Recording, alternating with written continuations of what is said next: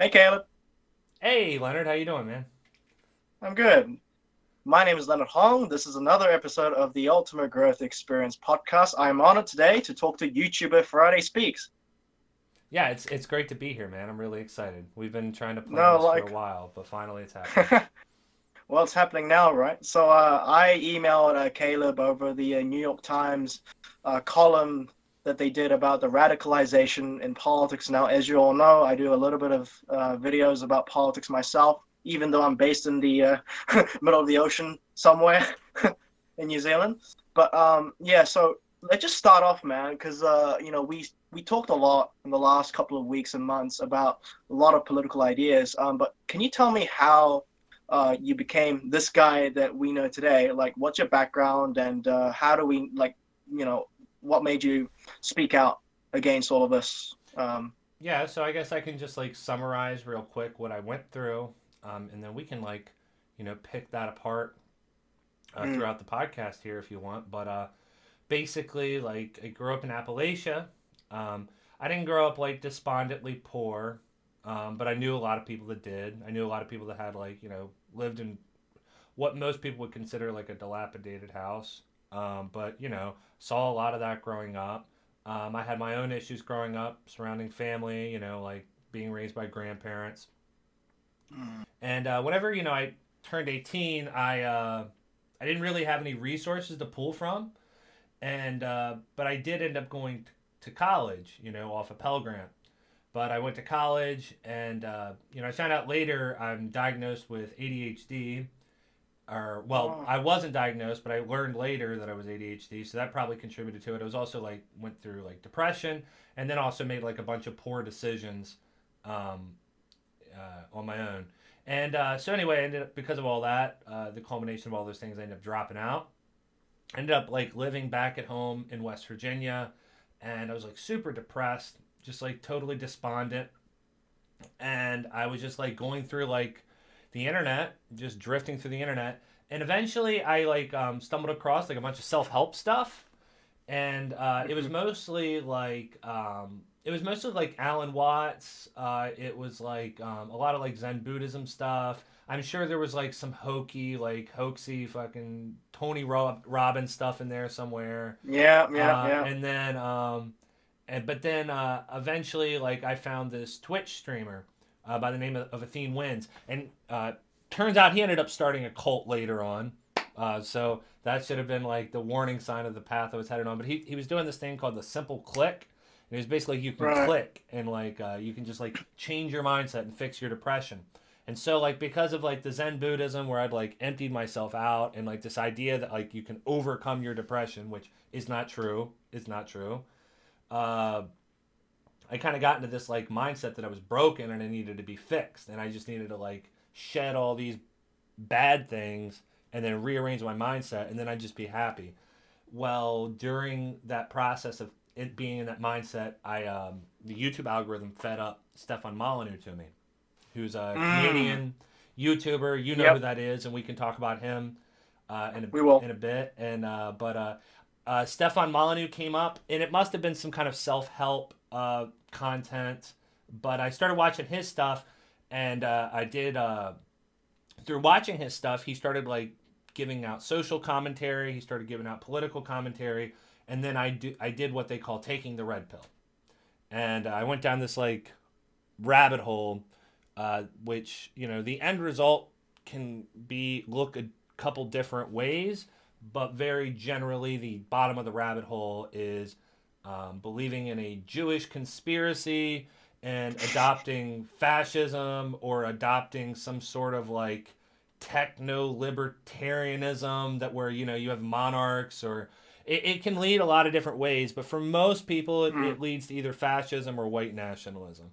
And mm, I kind of during my whole process of this transition, this political transformation, I stopped just short of white nationalism, because at the very end I was listening to Jared Taylor, who is a an oh American, Jesus. yeah, who's an American white nationalist, right? I know him. Yeah, I've Yeah, watched he's a number of his stuff. yeah, I was he's disturbed, man. the kind of buttoned up, respectability politics type of white nationalist. So Yeah, but once you hear what he says, it's obviously clear he has a very radical political agenda. Right, but he kind of hides the ball on you. Like, so what he does, Yes. and what a lot of these people do, is they say, we're not, racist. We're not fascists. We're Americans. And we are actually the true egalitarians because we would like society. We just want people to be able to associate freely with who they want.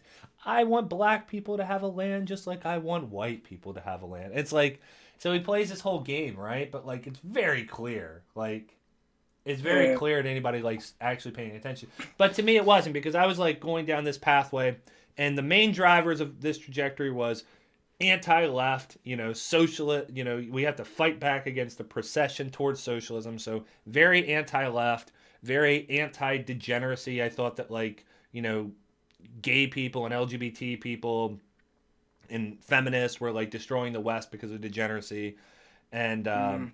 I mean those are kind of the main points of what was like the driving factor for me and for a lot of other people.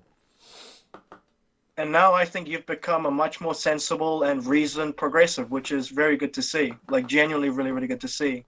Yeah, so I'd say now I'm probably more left than most American liberals. Hmm. But yeah, I'd just say I'm a progressive. Like I guess in Europe I'd probably be left leaning or maybe a centrist. You're more like center left in New Zealand, man, because a lot of the policies, like, because if your audience might not know, I supported Bernie Sanders in the 2016 presidential election, and that's what got me into the political side.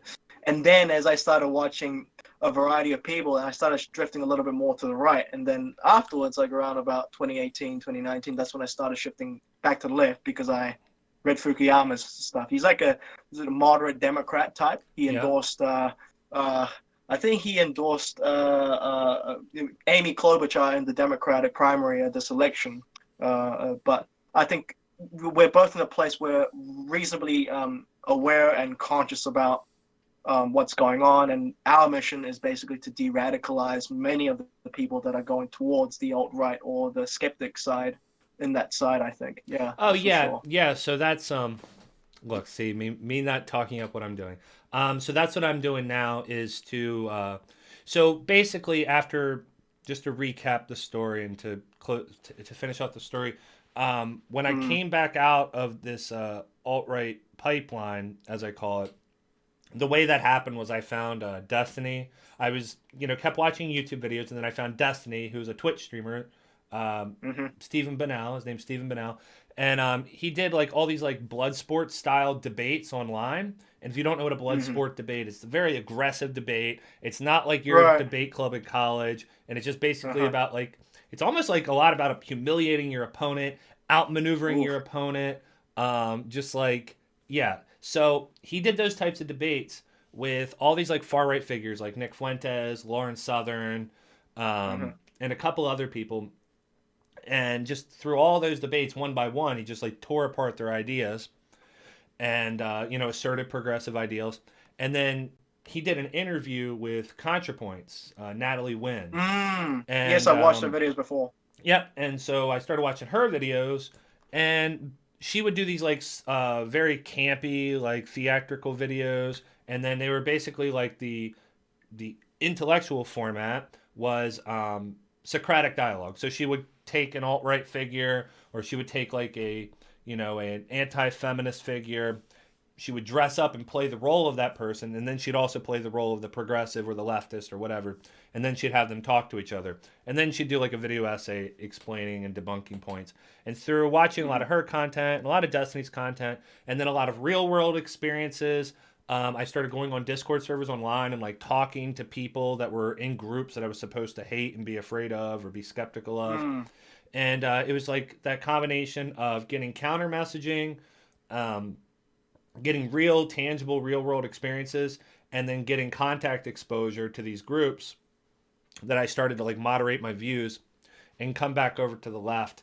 And now well, so then spending so much time in these Discord servers, I started noticing how like the discussions were being taken place, and I noticed that everybody was like just picking up their favorite content creators' blood sport style of debate and then trying to replicate that online. And so like someone would come into these were like left wing Discord servers. Someone would come into the server, and basically all the lefties in the room would dogpile them and shit on them and attack them. Can I cuss, by the way? Am I? Is it, Oh yeah, okay, sure, okay, absolutely. okay. Go ahead. So they would attack them, and then that person would get super frustrated, super upset, leave the Discord, and never come back again. And I'm just sitting there like watching this, and I'm like, well, you just radicalized that person. Like you just pushed that person further. And like I understand your frustration. I understand why you want to yell at them. I get it, but like that is the effect of what just happened.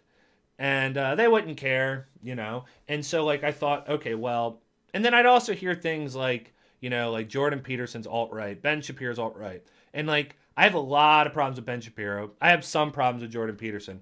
But I'm just sitting there, I'm like, they're not alt-right. Like No, they're not that's alt-right. not what I alt-right met Jordan, by the way. Yeah, I was like, that's not what alt-right is. No. And so like I made this video, well, I had planned on making this YouTube channel where I was gonna like basically I was gonna talk to lefties. That was the whole point of the channel. It was not even to like target people on the right, but it was to target people on the left and communicate with them and you know, explain to them what the alt-right was, what they believe, and then how their tactics of dealing with them aren't working. And so I kept like putting this off, putting it off, and then the Christchurch shooting happens. And then I decide, all right, well, you know what? I'm just going to sit in front of the camera. I'm going to show my face, and I'm just going to like tell my story. And you have balls, mate. I must admit, you have balls, man. Not a lot of people can do what you do. Like honestly. Well, yeah. So I did that, and that video went completely viral and ended up in the New York Times, and now I'm a corporate shill. So media shill. I work for them. I'm an agent of Mossad. So no, you're just an independent thinker with your own opinions. I mean, that's what we call liberty and freedom. Yeah. And freedom of thought.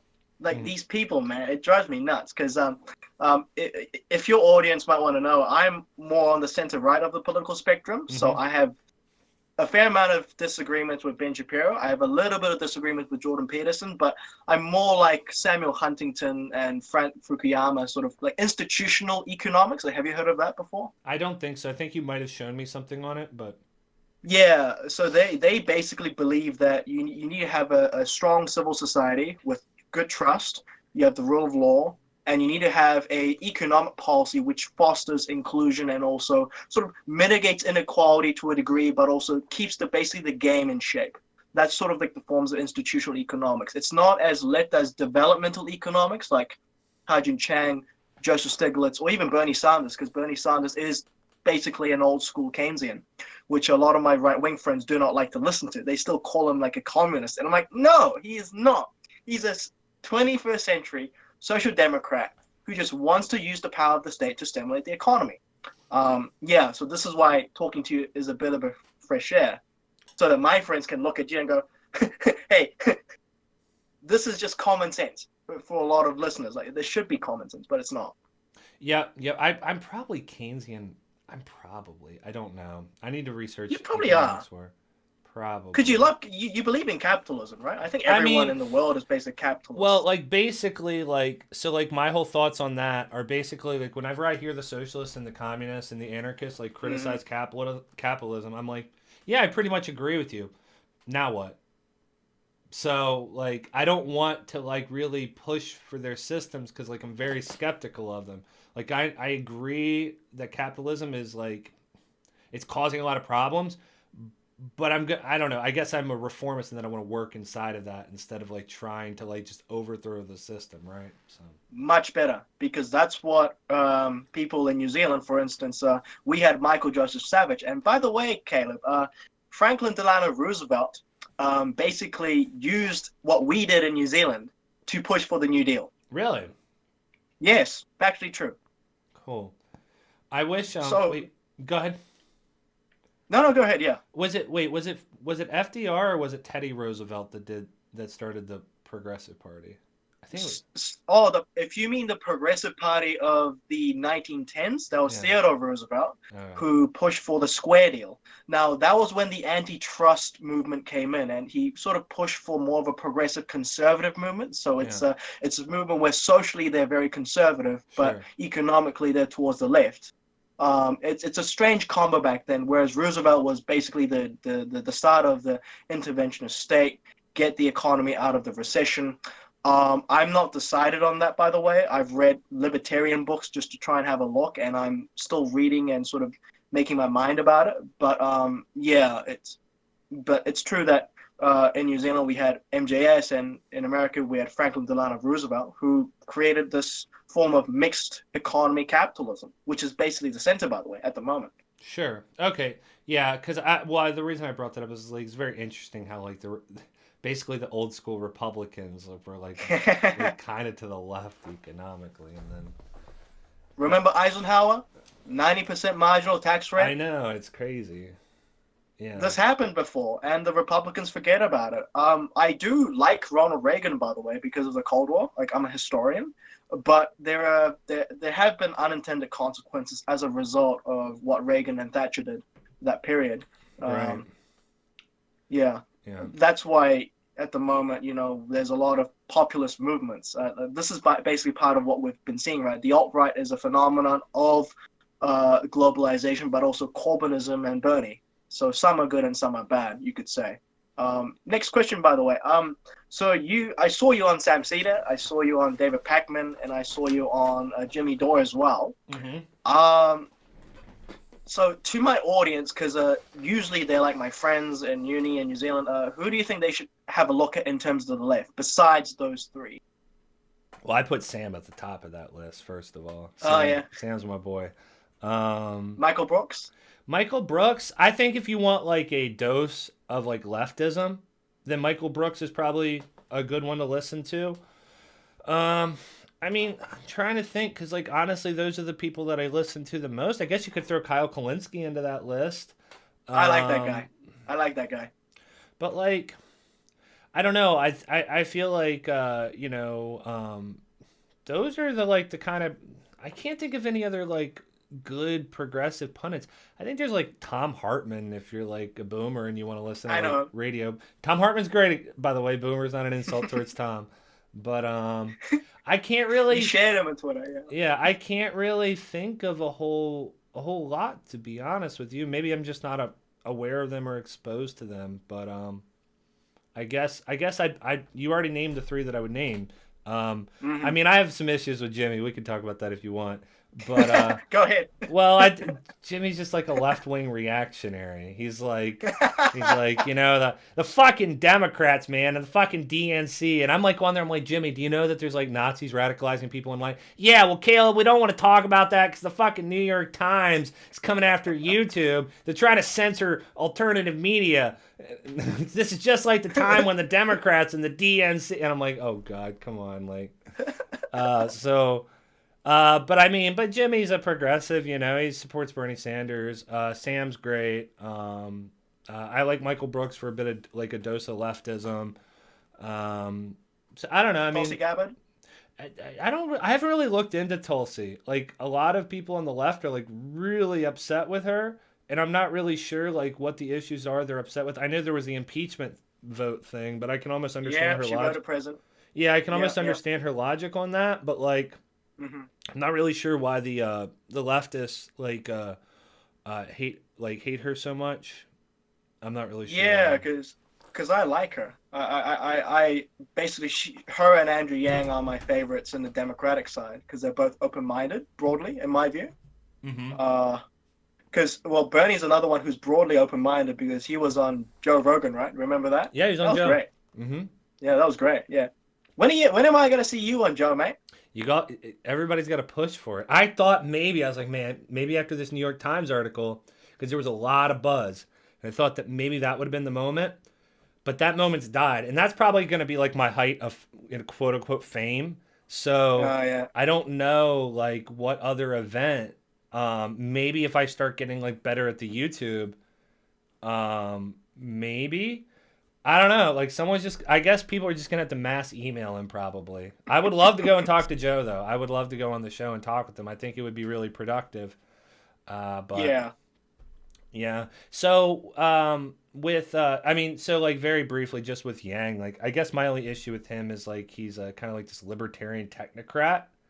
Um, like that's kind of like but I like Yang in that like Yang's identified all the issues, and Yang also is able to talk to the right wing base in a way that's productive. So I like those things about him, and I just generally like the guy. I would vote for Yang if he was the candidate, with no guilt. But no, I guess I'm a Bernie guy myself. So Yeah, I mean, I still like him, but I've what do I say this because I do economics, right? And I realize that a lot of his policies would be unfeasible in today's period. That's which sort of ones would the be conclusion that unfeasible? I'm. Well, for instance, because today we live in a more of an international economy rather than a domestic economy like the 1950s and 60s. I mean, he could try to emulate that system, but since NAFTA passed, since CPTPP in New Zealand, I think Trump left that trade agreement. But broadly, we've seen a lot of trade agreements, and it's allowed multinational corporations to accumulate a lot of power. If I could recommend you a scholar to look at, his name's Danny Roderick from Harvard. His book, The Globalization Paradox, goes through the trilemma problem. So there's hyperglobalization, practical globalization, which was the Bretton Woods system. But he could try to get the new 21st century Bretton Woods system, but it'll take a lot of time. And obviously, because, a lot of people on the right have a lot of economic power, it'll be quite hard. But good luck to him, though. That's all I can say. So what is Um, the system that Bernie's pushing in contrast to like a system that you think would be preferable? What are like the main it's not differences? it's not preferable. It's just it's sort of the New Deal repackaged. I think that moment, that New Deal era moment would have been when Obama got elected, but he went third way. He had just hit the middle. He just passed the Affordable Care Act, which was only halfway. Like, I'm just shocked that you guys don't have a universal healthcare system. Like, it's all over the world, right? But Obama only went halfway. His economic stimulus basically bailed out Wall Street for their irresponsibility on that matter as well. So I just don't see how. This is why you can see I like Yang more, because he's more sensible. He tries to reason with both the left and the right and what we could do now. His work on normal people, like the voters in Wisconsin, Pennsylvania, and Michigan, those three states. And I think that's key for the future of the Democratic Party. I think, yeah. Okay, interesting. Mm, yeah. By the way, what are your thoughts on the Trump impeachment? Because you said a little bit about why you understood Gabbard's vote in Congress, Oh but yeah, so like very generally my thoughts on the Trump impeachment. Like Trump shouldn't be president, right?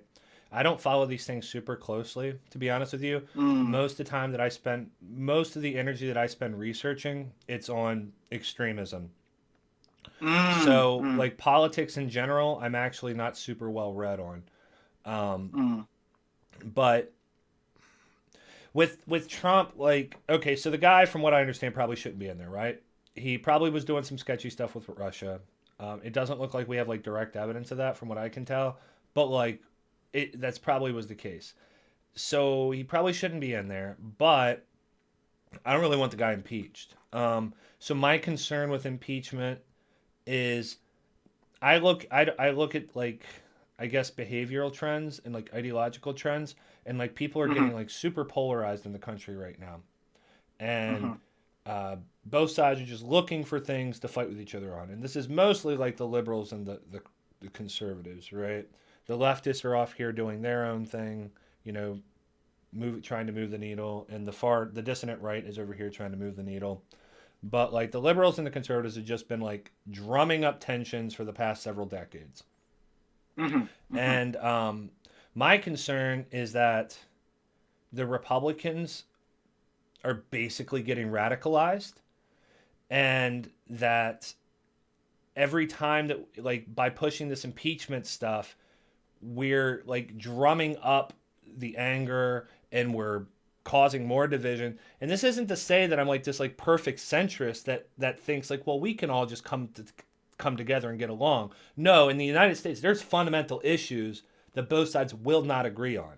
There are like fundamental issues that we're going to have to like come to some sort of fight on, whether that's politically or physically. It's going to happen on some issues, but like the energy with which both sides are going at each other with, I think it's ridiculous. I think it's dangerous, and like the Republicans are starting to feel more and more disfranchised. They have the executive branch and they feel disfranchised. And my concern is that if we impeach Donald Trump, and then say they even have trouble getting elections after that, right? Because a lot of people say, well, if the Republicans lose this election, then they're probably not going to win any more elections. I don't know, maybe, but say that's true. People that are disenfranchised are the kinds of people that become desperate, and the kinds of people that become resentful, and the kinds of people that become violent. And I don't want to.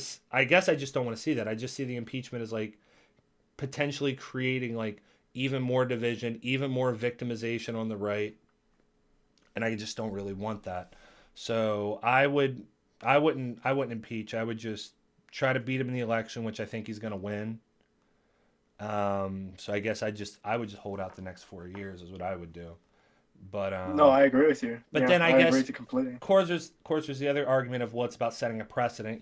If you allow him to get away on these crimes and you've set a precedent, fair enough. But I just worry about conflict. I worry about like this mass strife and mass conflict. And I think that impeachment would like get us closer to that. And it's a poor strategy as well. If I tell you what Noam Chomsky said recently in the podcast with Lawrence Krauss, the Portal podcast, I think that's the name of it.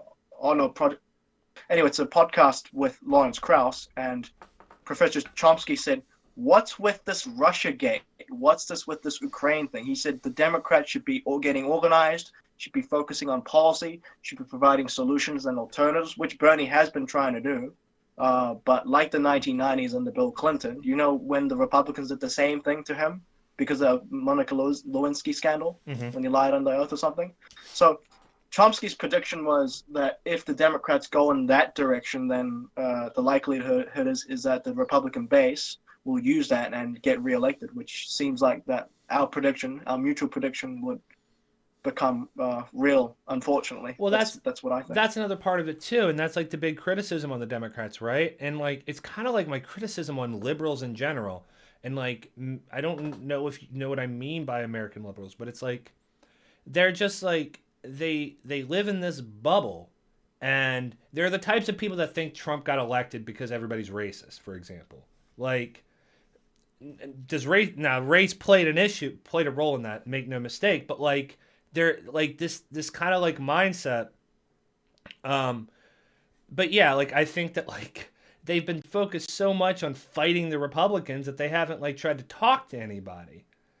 And like they completely left a whole subsect of the population behind. Like they completely just doesn't seem like they care about workers' rights anymore. The Democrats used to be all about workers' rights, and they're not really campaigning on those things, it seems. I mean, Bernie is. You have Bernie campaigning on that. But like the mainstream, like, neoliberal politicians like Biden and Hillary, and even, I guess, maybe Obama to a degree, they were just like focused on this like fighting the Republicans. Is that kind of what you're getting at too? Because like that's what I'm seeing, and I think that's a big reason why they keep losing. Oh, absolutely. I think remember the 1960s when the new left movement came in? Sure. I mean, absolutely necessary. Women's movement, environmental movement, getting civil rights passed under Martin Luther King, all 100% necessary.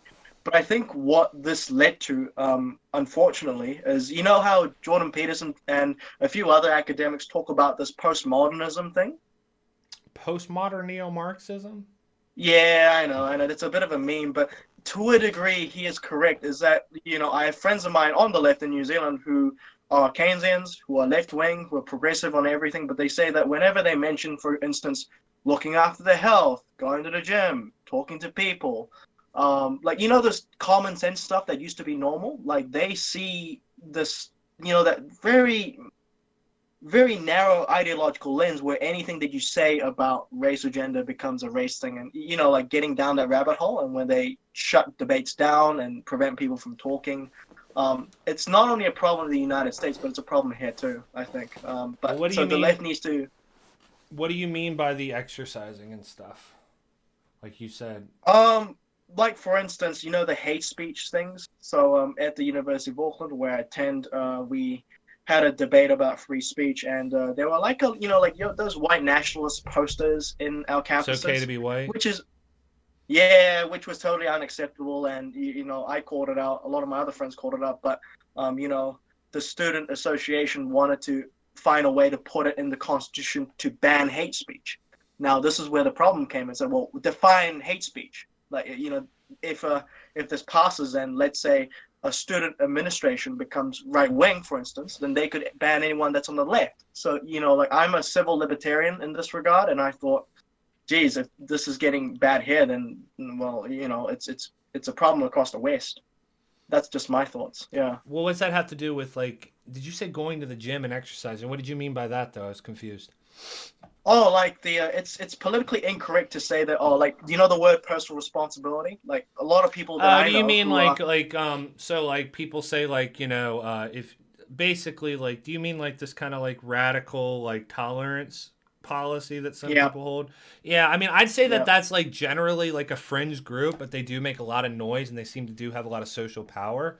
Mm. I mean, no, I very generally like with everything that I talk about, I try to tell people like, no, like there are unhealthy lifestyles, right? Now you have to be careful with that. You have to be careful with that because which I've seen the cover of that book, but who's the author? Robert Greene. I've never read that. Yeah. So Everybody. you got to be careful with that type of thinking, right? Because one could say, well, if you're trans, that's not the right lifestyle. Or if you're gay, that's not a healthy Yeah, lifestyle. I know. Like I you know. get a whole bunch of those types that try to worm their way into those conversations. But I mean, very Yeah, no generally, doubt. like taking care of your health, staying away Yep. from vices, or at least moderating your use of vices, right? No, those are all Mm. important things. I do wish the left talked about that more. Now, I will say that like a lot of times when I talk to leftists or liberals, like they're totally on board with that stuff. But the problem is like these things ended up getting like politically associated at one point. So like It shouldn't be. it shouldn't be. That should not be a It shouldn't politically. be. That shouldn't be a political association. But at one No. point, the right wing grabbed a hold of personal responsibility and positive lifestyle, or whatever, right? And I think a lot of that is that's coming out of the Reagan years, but then that also Hmm. the entrepreneur community like kind of promotes that kind Yeah. of stuff, and all Yeah. that stuff just ends up getting associated with the right wing, whereas the left wing just ends up getting associated with like enjoyment of vices, living in the Yes. moment, Yeah. degeneracy. But like when you talk to an average person, like things are not that polarized in terms of how Oh people actually yes. live their lifestyles. So okay, so Yep. I can say that yeah, I wish that the left would talk about that more. I wish Yeah. we Yeah. had a left wing Jordan Peterson. I do.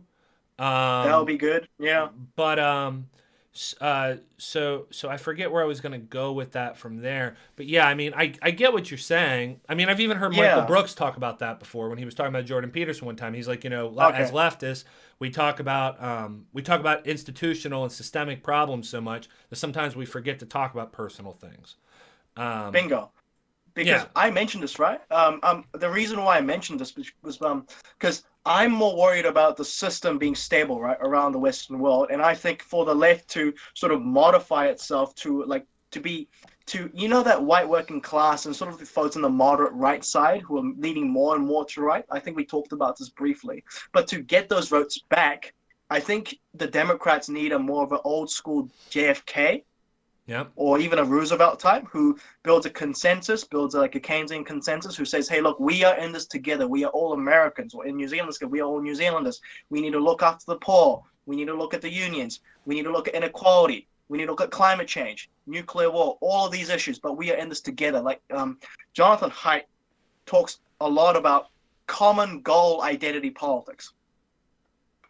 That is needed today because at the moment, like what we're seeing is this weird form of identity politics, which is mainly dividing people up to race, gender, religion, sexual orientation, etc. But I just, what are your thoughts on like what I said here just now? So, I mean, probably the Democrats are going to have like maybe a figure like that. I agree. Mm, My concern is that things are so branded now in people's minds that Republicans are just to the point where they hear Democrat and they think socialist, cultural Marxist looking to destroy the West. And no, it's like, so that's wrong. yeah, so things are so branded now, right? Mm, That's part of the problem. In terms of identity politics, so I'm in support of identity politics to the extent that identity politics is supposed to be a means to an end. It is not. The goal is to not always, and I'm not the right person to talk about this. If you want to talk to someone about this, you should talk to CV Vitoli. I can send you okay, her Twitter. She goes by Not Colloquial on Twitter, sure. but she's a leftist that I would talk to on this issue. But like, it's not supposed to be like identity politics in perpetuity. It's supposed to get Hmm. so like what identity politics is doing is you understand intersectionality, right? Hmm. Yeah, so intersectionality, the idea that we all face certain forms of oppression and that these forms of oppression can intersect in different ways. And that extends out to everybody, not just minorities or gay people or whatever. So like the Mm, point of identity politics is to like examine each individual form of oppression and then come mm, together on that. I will say that I wish that people included white working class people uh, hmm. into that process more. A lot of liberals and leftists are guilty of not doing that. And if you talk to a lot of leftists, I know Peter Coffin talks about this on his channel. If you talk to leftists, they are willing to do that, and they talk about the importance of that. But basically, identity politics is supposed to be about like examining each individual group. What is it that's specifically affecting them, and then how do all these things intersect together, and then how can you tackle that broader oppression? So you can think of it like a pyramid. Like you have your groups that are at the top, and then each level down, at the very bottom, you might have, I don't know, African Americans, or you might have the Yeah. trans community, or whatever. But like, it's that whole structure that has to be deconstructed, and it's not even really like inherently economic or political. I don't know. I'm not the right person to be talking about this, but I'm in favor of that. Now, if we're going to talk about this kind of like woke scolding behavior Hmm. that you see online, or if we're Hmm. going to talk about this whole just like aggressively attacking people and looking for like the next person to cancel. No, I'm not in favor of Hmm. that. I'm not in favor of that at all. That's ridiculous. Yeah, because that's sort of the area that Trump uses to try and get more popularity. Like, Yep. it just strategically doesn't make any sense in my view. Like, yeah, I'm just worried about that polarization thing that we've talked about recently, right? Because the woke thing doesn't really help anybody, nor does the excessiveness of that identity aspect help anybody's like, it doesn't really move the country forward. Yeah, basically what I'm trying to say is identity is important when you're examining Yes. issues and you're trying to Oh, no solve doubt. those Yeah. issues, Yeah. but you can't crux it all onto identity, right? So You got it. that's basically what I'm saying. Like I said, there's other people that can talk about that better than I can, but Mm. I agree with you in very generally that yeah, like the kind of we're trying to get away from calling them SJWs because that's like a Yeah, reactionary you've term, been but there before. You know what I'm I'm talking trying about. not to do that. But Yeah. Vosh has he calls them woke scolds, and like yeah, Ah, shit. I'm not for that. I've seen that, I've experienced that, and it's just nah. Yeah, because if I mention one aspect that I do agree with identity politics is, for instance, the marijuana criminalization. Like African Americans are disproportionately in prison over marijuana in comparison to white Americans. Like those Hmm. factors, those are systemic and institutional problems that I think Americans should care about. But I think when it gets out of hand is when it prevents people from like even like let's say you remember the Brett Weinstein scandal about 2 years ago, the Oh yeah, Evergreen. up at Evergreen. Yeah, yeah, like that, and Sam Harris, and like there's a few other cases that I thought, Jesus, what's going on? Richard Dawkins getting kicked out of Berkeley because of his previous criticisms of particular religions, and I was like, this is not good for the left strategically going forward, because I want to see like a strong coalition of leftists who are like, hey, the game is the game is not fair. Let's fix it up. This is what the left should be. Whereas Mm-hmm. now it's like a shouting match. I'm not demonizing the right, by the way. In the 1990s, it was a Newt Gingrich that began this procedure of basically demonizing Bill Clinton and just created intensive hostilities towards the Democrats. So it's like a both way thing. But the mission is like, geez, how do you foster this broad American, or you could say in New Zealand, it's not as bad, but a broad national consensus together. Yeah. Yeah, I mean, like I said, very generally, like there's issues that both sides will never come together on, right? Sure. Like, Yeah. when Republicans say that like trans people need to go to like conversion therapy or gay people need to go to conversion therapy, which trust me, there are people that say that. It's not a meme. That's something that like, okay, you're at an impasse, like that's not going anywhere. But like, I Mm-hmm. guess my biggest issue with like the hostilities towards each other is when you start hearing that ridiculousness, like, you Mm. know, this person is a racist and that's why they did this, or this person is a socialist, and it's like, okay, but you guys don't even understand each other. Like now we're just like ad Mm. homing each other and we're just like straw Bingo. manning each other. It's like, that's Mm. okay, all right. But yeah, but when you think about it, okay, it's also the result of the internet. Yeah. Because we've had this before. I think in Neil Ferguson's book, there's a book called The Square and the Tower that you and your viewers might want to check out. He has a section on the 15th century when the printing press came about for the first time. Now there were two key books that is famous for this. One is it's a book about witchcraft. You remember the period where they were putting women up and killing them and burning the states because they were witches? That's a Mm-hmm. form of fake news. And then you saw Martin Luther putting a case for Calvinist Protestantism against the Catholic Church, and that was real news. Like, it's true that the Catholic Church was institutionally problematic and becoming very corrupt. So you're seeing this broad polarization like this, and as a result, we had the 30-year religious conflict. So when you look at history and when you look at it now, we're in a period in the middle of all of this when the internet led to an explosion of information. We got to thank the internet because that's the only reason that you and I are talking. Yep. But yeah, we got to figure out how to regulate online activity and how to foster de-radicalization rather than radicalization and the algorithm problems that we mentioned before. Yeah, so like just a couple points that you could talk about. So like first, most people they immediately go to deplatforming, right? And so like okay, talk about deplatforming real quick. Like you can deplatform someone and sometimes that's successful. Like deplatforming seems to have ruined Milo Yiannopoulos' career and it seems to have ruined Alex Jones' career, right? And that's taken some toxicity and some fake news out of the public space. But on the other hand of that, you have the issue of the people don't go away, the ideas don't go away. They get funneled into some dark corner of the internet somewhere where you can't keep any eye on them, and you can't reach them with any counter messaging. And now they're in an echo chamber. Now, in that echo chamber is going to have a hard time getting new viewers because now they don't have access to the algorithms on Facebook or on Instagram or on Twitter or on YouTube. So they're going to have a hard time getting new converts to their little cult, but you haven't gotten rid of it. And likely what is going to happen is they're probably going to just go out into the real world and drum up drama and events to get themselves into the news.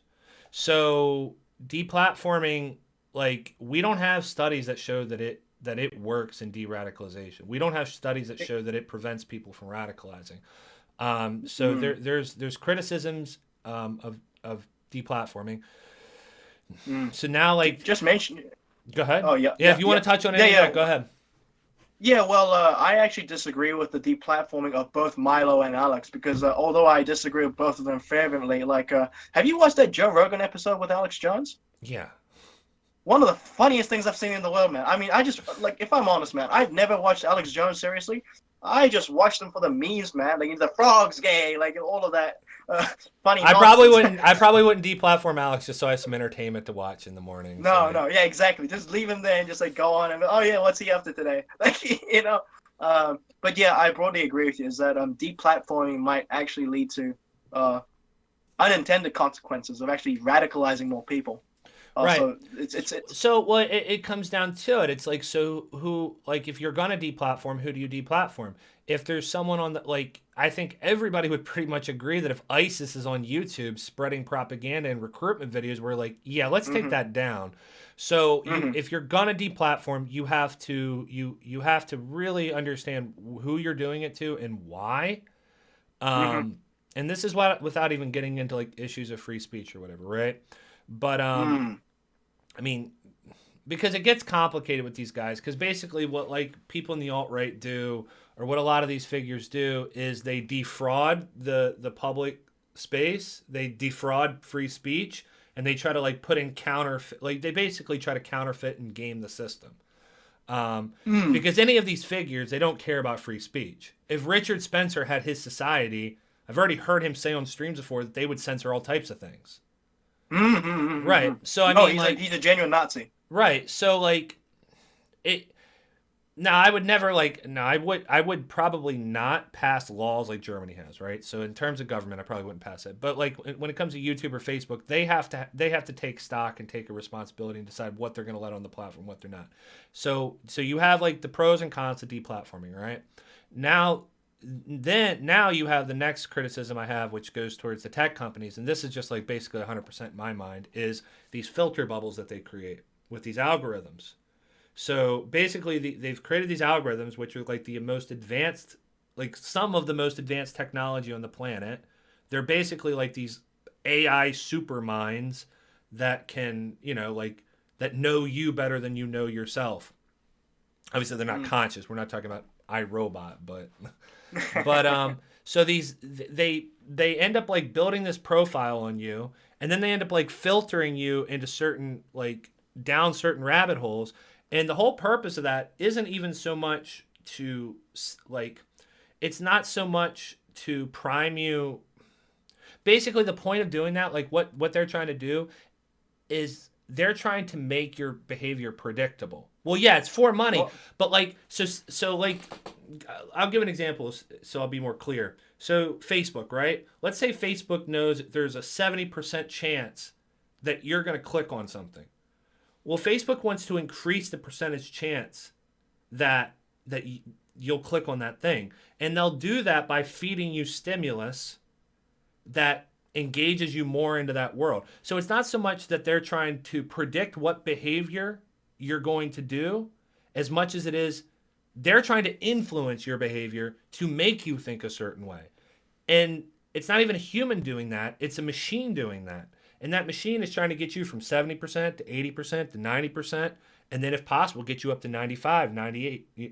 So that's insidious in and of itself. And the most perverse part of it is just like you said, it's just for money. It's just for profit. It's to get you to buy some stupid thing or watch some dumb ad. That's the whole point. And so what they've done is they've created these filter bubbles, and that might be fine whenever you're doing woodworking, or that might be fine if you're like shopping for makeup. But whenever it comes to politics, you throw people into these echo chambers, and then basically frauds and charlatans enter into that space and start defrauding it, and then they start manipulating people, and they start forming these little cults. So the tech companies should be held responsible for that. They should not be putting people into filter bubbles. They need to be recognizing that they're doing that. And that doesn't, they don't even, to fix that problem, they don't even have to deplatform. They just have to stop doing that. Stop like walling people off from information because it's like profitable to you. So that there's that. And then then the next thing that should be done online, well, this has to happen offline, and this is like a several multi-decade project, and I don't even know how you get this launched. But this is something this is a project I'd like to do, is you have to teach media literacy. You have to teach people how to spot scams. You have to teach people how to spot bad arguments. You basically have to educate people more. And, there's tons of examples we can point to. I know you're in the entrepreneur community, right? I know you pay attention a lot to that community. Well, there's a lot of people in there, and I know you know where I'm going with this, that like, yeah, I know where you're going. Lai Topaz, he, like these types of figures, like people should be able to look at that immediately and say, something's up with that. There's something wrong with that. Or someone should be able to look at a figure like Stefan Molyneux and be like, yeah, there's something weird here. This isn't right. But we're not taught that in school. We're not given an education on how to spot, bad actors, how to spot scams, how to spot fake news. And so we're more susceptible to it. And so those are just like a couple things that have to be done, because otherwise you're just letting people onto the open web. Yeah. And it's just a roll of the dice, like whatever happens to them. No, regarding this as well, do you follow Eric Weinstein? I mean, they run with Ruben a lot, so anybody that runs with Ruben. But I know Eric and Brett. Well, he's a Keynesian. He's been on the Institute. Yeah, I know. I know. Well, my problem, very generally, like my problem with those figures is they've got this like they're like so anti-id poll. They're almost like the Reds. They're almost like the McCarthyites of like SJWs. So that's like my issue with them. But fair enough. Yeah. Yeah. But I like Eric a lot, and he talked about like the idea of educating the American public, and I agree with him firmly when he said that, okay, there are two things that modern education should be about. One is about technology, like AI algorithm, coding, what you talked about just now, and the second is the American Constitution. Every single child in America should know the ins and outs of the American Constitution. But the problem is, as we all know, a lot of people don't. Well, people don't even understand. Well, that I would add on to what I said. Sure, the Constitution, but very broadly, democracy. Right? People should have an education on democracy, and people should understand these things not from this like, it's just the moral thing, or it's the right thing, or it's the favorable thing. Right? No, like people should have like a real understanding, but they don't. So. No, it took them 300 plus years to come to this point. We have to cherish it. Actually, everyone across the Western world needs to cherish this. Mm-hmm. It's imperative. But if I could chime in with Eric again, he had a podcast with Sam Harris. I know you don't really follow them that much, but I'm basically part of that sort of side of politics. And they were talking about reforming the left and how do we bring the Democratic Party. And I think we mentioned this already, but I think that's the sort of thing that I would like to see, maybe. I don't know, but So what was it that they were talking about or promoting or whatever? Well, more on humanism, science, and reason, and basically like a more of an egalitarian liberalism, but in the consensus where they still like to talk to the right. Right. Because typically when you look at psychology, liberals tend to be more entrepreneurial and they tend to be risk takers. They like change, they like transformation of society. Sure. Whereas the conservatives are more about tradition and things that work, like processes. There's a very good book, by the way. I will get it out. Actually, I will get it out. Thomas Sowell's Conflict of Vision. Okay. So it's a book about how it's like a political psychology book about how conservatives tend to think. They get their ideas from Edmund Burke and Thomas Hobbes and Machiavelli, whereas the liberals tend to be influenced by John Rawls, the veil of ignorance idea, Dworkin, John Maynard Keynes, Marx, etc. So I think in general political education, what you mentioned just now in terms of what we just talked about in terms of broadly, I think I'm waffling away again. No, I mean, people should have a better political education, better education on civics, democracy. Yeah, democracy. Sorry, I forgot that. Yeah, because because the dissident right takes advantage of that. And by the way, the dissident right doesn't support democracy. Like you get onto the dissident right and you're dealing with like ideas like the Dark Enlightenment. They're anti-enlightenment. So, I mean, everyone should support the Enlightenment because I'm a big supporter of the Enlightenment. Yeah. Sorry, I keep on doing this. Yeah. I tend to do this, Caleb. But we need to protect and preserve Enlightenment ideas because that's how countries have done really well. I come from a Korean background, and as you know, Korea is doing well. They are a very democratic state with liberal values and rule of law. They impeached the president about 3 years ago. Developed country now with great prosperity. So I just want to see the U.S. do that again and not continue this, what do you call it, repatrimonialization of the government where the billionaires and the rich people buy the government. Oh, no, well, the oligarchy is a big issue. Yeah. It's a big issue, yeah. Nah, totally. So what have you been up to broadly? Like your YouTube channel seems pretty good. You've been I watched some of the videos. Very good content. ContraPoint seems to endorse your stuff. I endorse it as well. Very important work to do. Yeah, so I mean, I'm trying to get the channel going a bit more. The past, Hmm. what is it? It's been 8, 9 months since March. When I Hmm. launched the channel, it's been stressful as hell. Like it was just like a rocket ship, and then yeah, I mean, so just trying to acclimate to that. I've got a couple different projects. So I've got a Discord server where we're trying to create a space. At first, we had this idea of like de-radicalization that was like Hmm. very technocratic. That was like we're gonna pull people in and we're going to market to people, find people, get them into the server, and then we're going to deprogram them by saying the right things in the right order. And that's not how human beings work. It's kind of totalitarian. It's very condescending, and it's not very empathetic. So that was the kind of first process that we were doing, and it wasn't working because it doesn't work. And if you go into the de-radicalization research, you'll find that this kind of idea of reprogramming it largely does not work.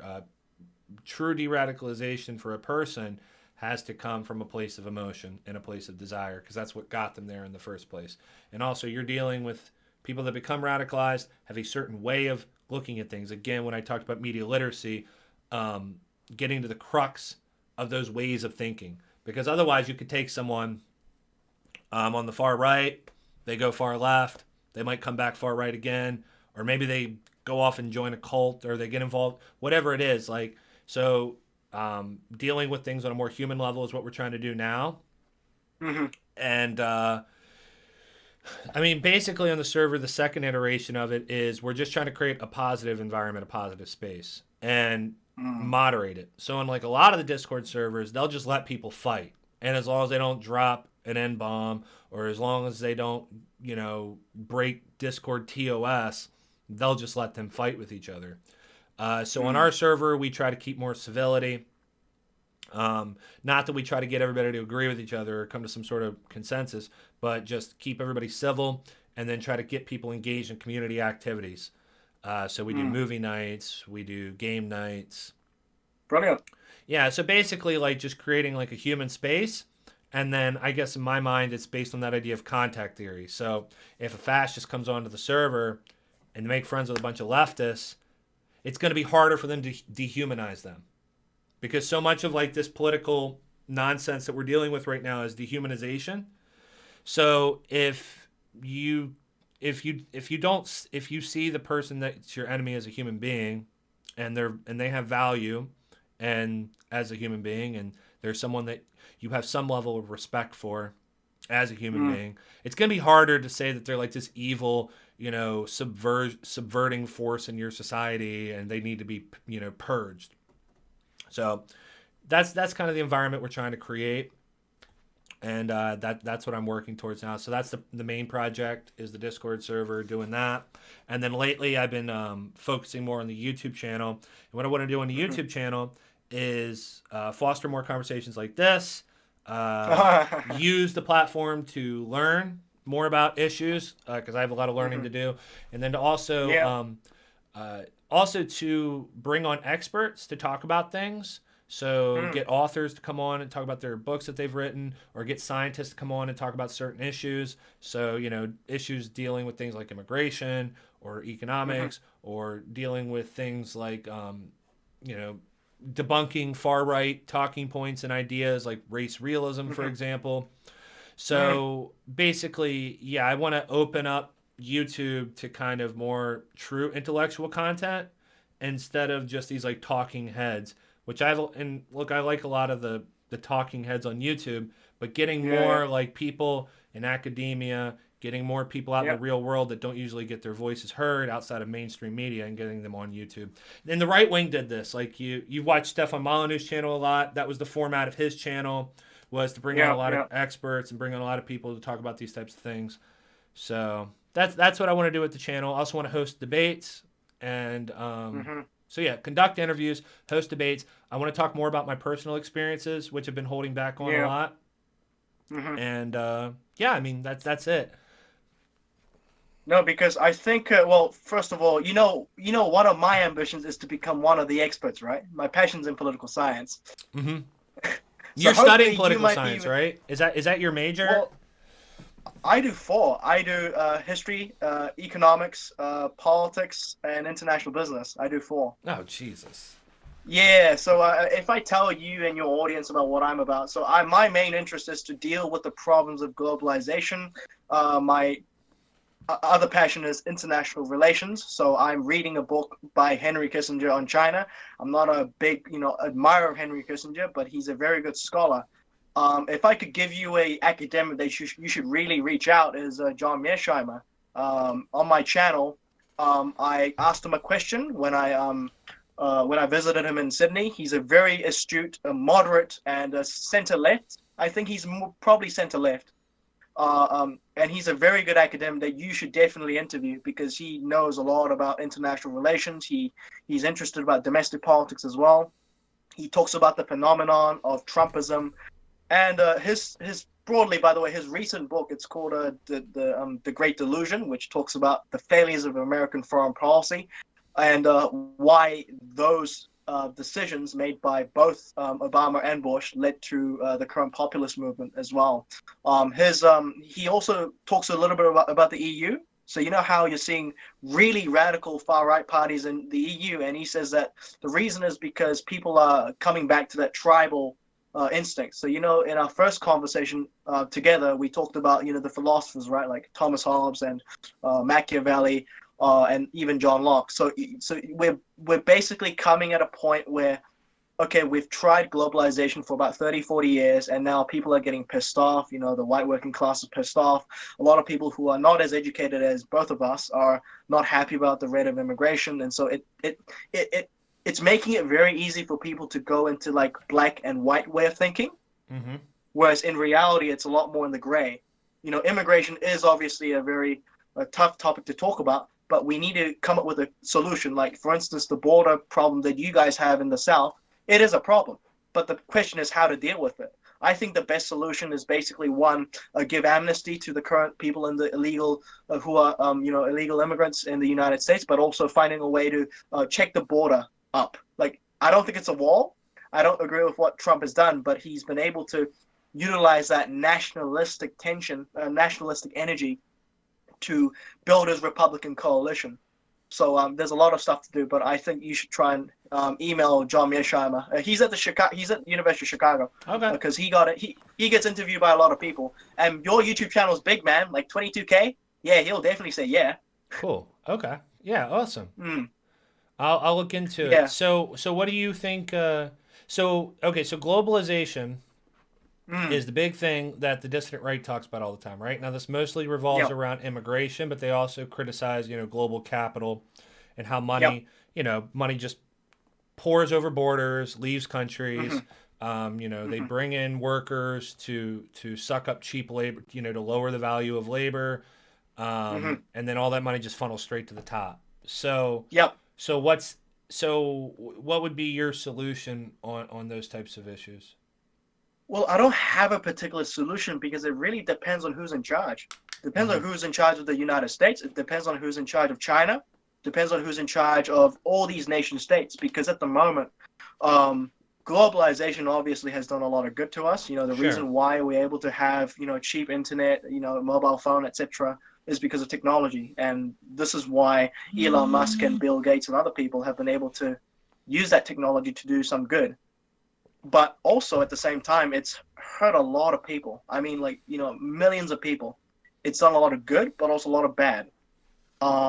But I think broadly, well, there's a lot of debate about this, by the way. I did a course called Global Justice, and it talked about, well, maybe a global resources dividend by taxing oil and gas and other resources around the world and pulling it together with the UN and spreading it and redistributing that. I don't think that's a solution. But there's a lot of talk. Peter Singer talked about the unintended consequences of globalization. I have an opinion piece, by the way, for my organization, CIS. If I'll send you that afterwards. But broadly, there's obviously a dialogue happening. My favorite, if I could say, scholar on globalization would be Danny Roderick. That globalization paradox that I talked about Hmm. again. But I think one, we have to, well, we need to, because there's two sides to globalization. One is the free movement of labor, and the other is a free movement of capital. Another one is international institutions like the United Nations, the World Trade Organization, the IMF. The European Union is also a manifestation of globalization. Hmm. But I think we need to slow it down a little bit. I think we need to have more of a balanced, practical globalization now, because I like diversity, by the way. One of my best friends is, white. My other best friend is Chinese, Malaysian. Like we live in a world where, in fact, diversity has allowed us to understand each other. Multiculturalism and being in an interconnected environment does allow us to have more empathy about other people from different backgrounds. But also, for a lot of other people who have been only around their own, white family or Asian family or black family, it's really difficult for them to understand that. So I think we need to check that. And obviously, the education part is something that we need to do a little bit more. But yeah, in terms of the solution, man, I don't know. As I told you before, I'm only 23. I just like Right. reading, and I'm still trying to understand all over what's going on. And I think if I could tell you the three challenges that we have to globalization, Yuval Harari, he wrote the book called *Sapiens*, Hmm. a Homo Deus, and the challenges for the 21st century. I think he said there are three challenges. One is nuclear proliferation and the chances of nuclear war. Second is climate change, which is still ongoing. A lot of politics behind us. And the third is artificial intelligence and automation. I don't think we've done well enough to even solve any of those three yet. Uh, yeah, and the inequality problem. So, for instance, I think Thomas Piketty has a very good book called "Capital in the 21st Century," and it was lauded by a lot of economists and people around the world because it is true that inequality. Well, if I define inequality in two ways, I'll just define this, Caleb. One is inequality between nation states. So India and China and Malaysia and a lot of Southeast Asian countries are getting richer. That's a good phenomenon. You want to see nation states you get richer and catch up to the U.S. and other developed countries. But if I mean inequality between individuals, as in from the richest man in the world to the poorest person in the world, inequality's gone exponential.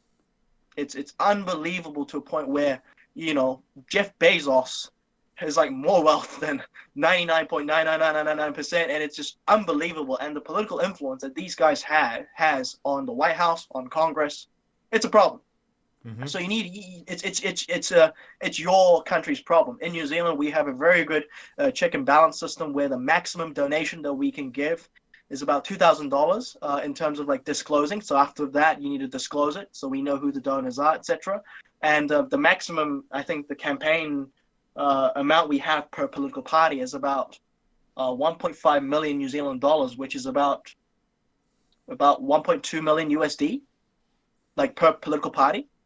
So you need to figure out a way to stop billionaires from rigging the system and buying up politicians for one, and second, yeah. So there's a lot, man. There's a lot that we could talk about regarding that because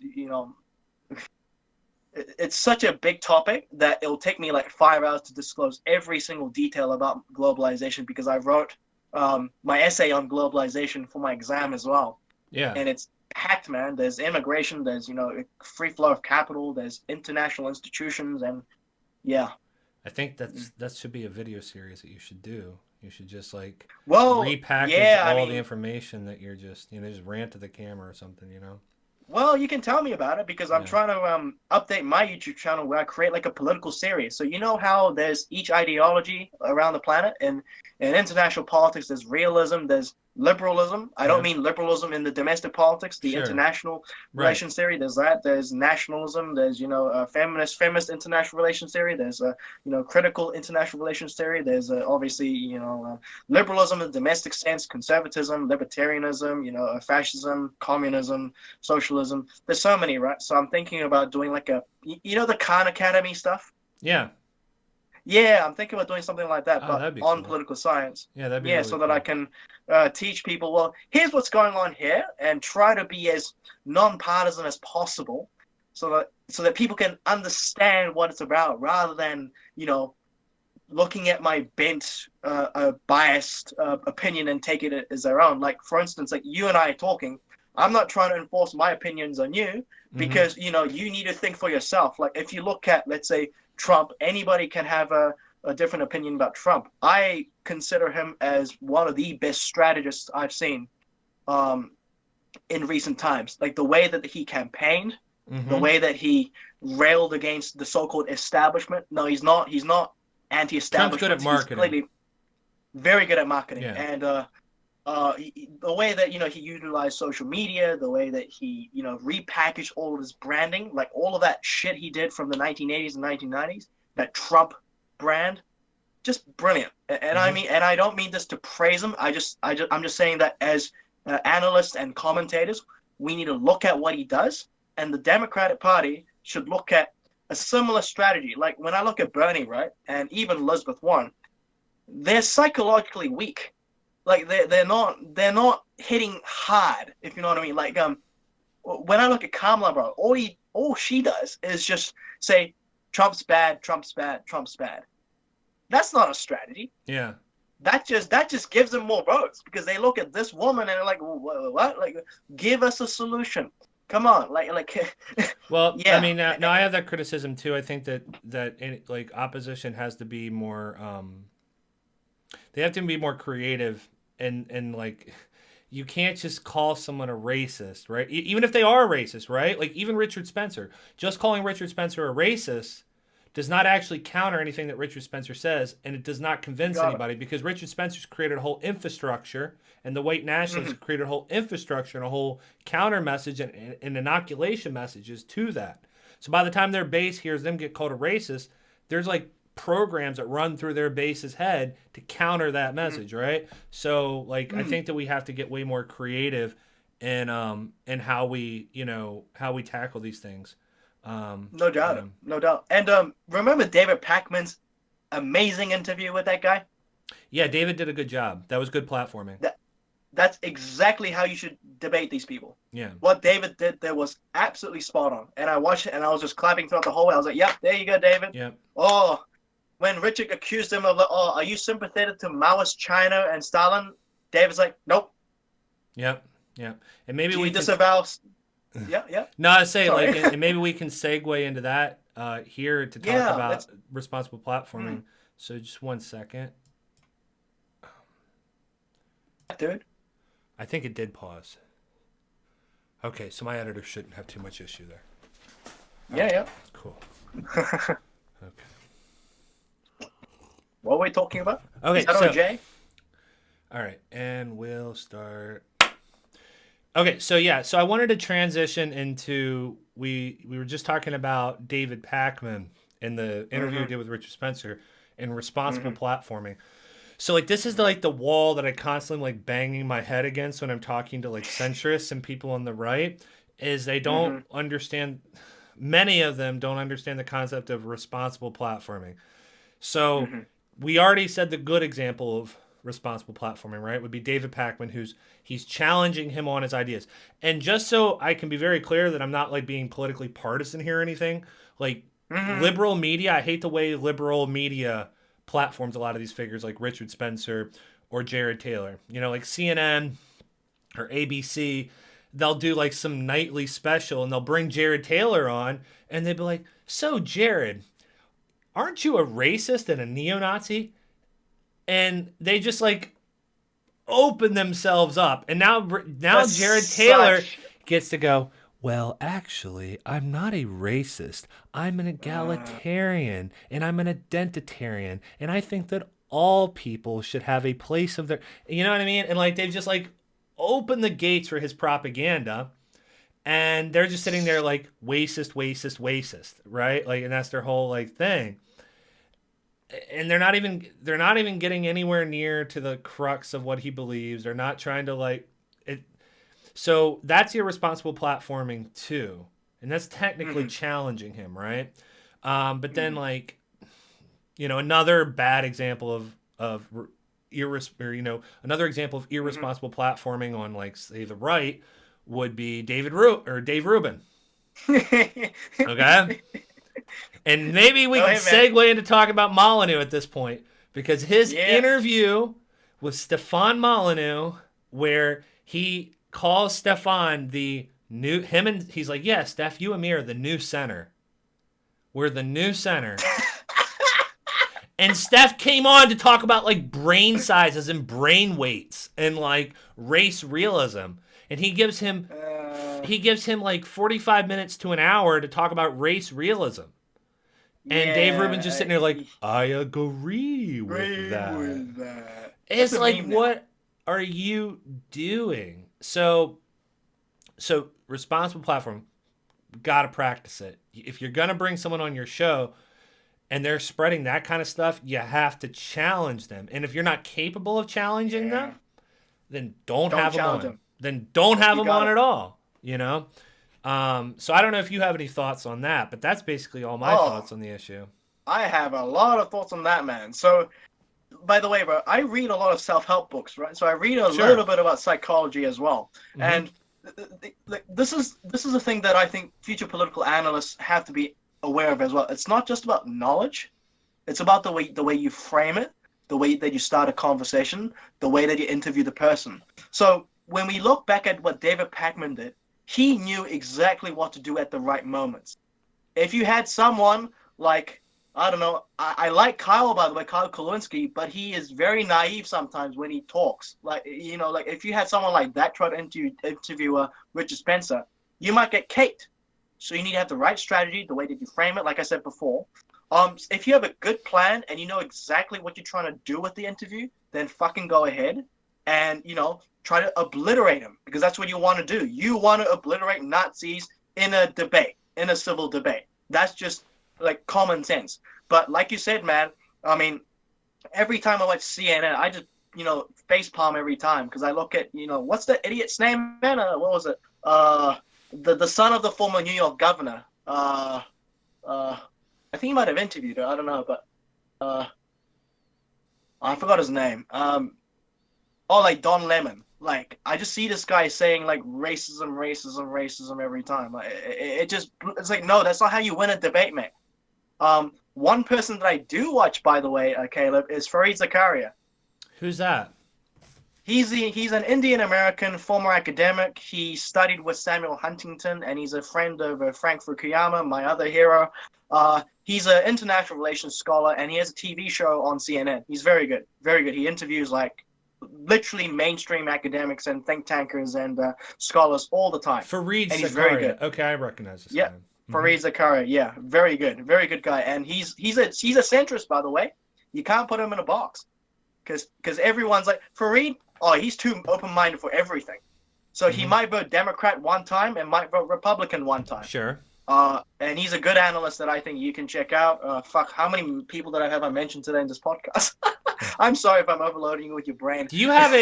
Are you a sponsor for like all these books? Are you gonna drop like what's that website that sells all the Book books? depository. Yeah, are you gonna drop an affiliate at the end of this? That's what this whole thing No, was. no. I don't have any affiliation with those. I just read a lot, man. Yeah. And Look. like. No, go ahead. Go ahead. No, go ahead. I was just saying, look, I've got some books sitting back there. I've got to do some research because I got called out by Fuentes. So I've got to do some research on like immigration and welfare states. But man, Nick Fuentes, you're not aware of him?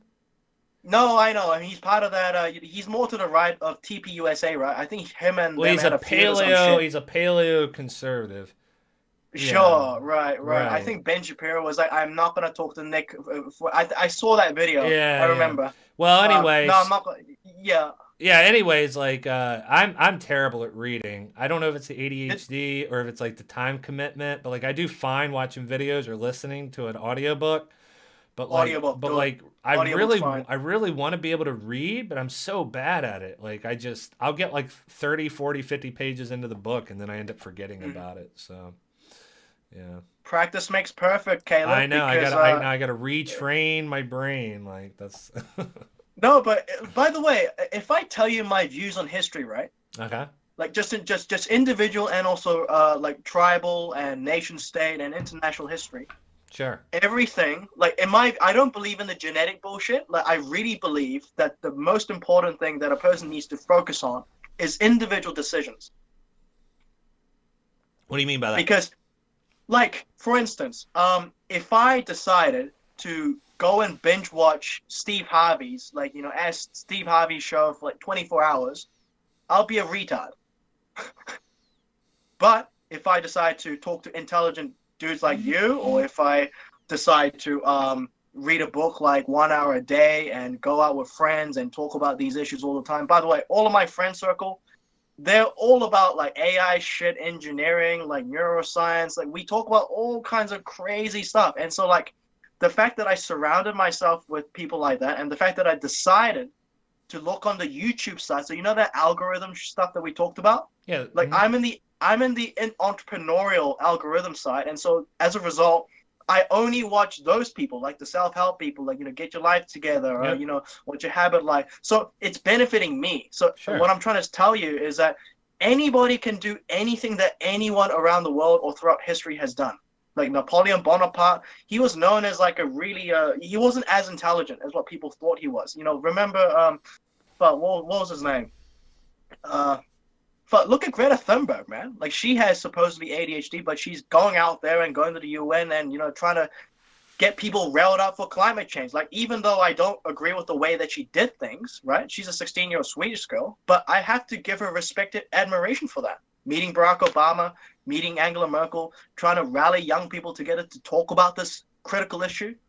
That's a skill, and that's taken her tremendous levels of dedication and commitment to the subject and commitment to her cause. And that's how you become excellent.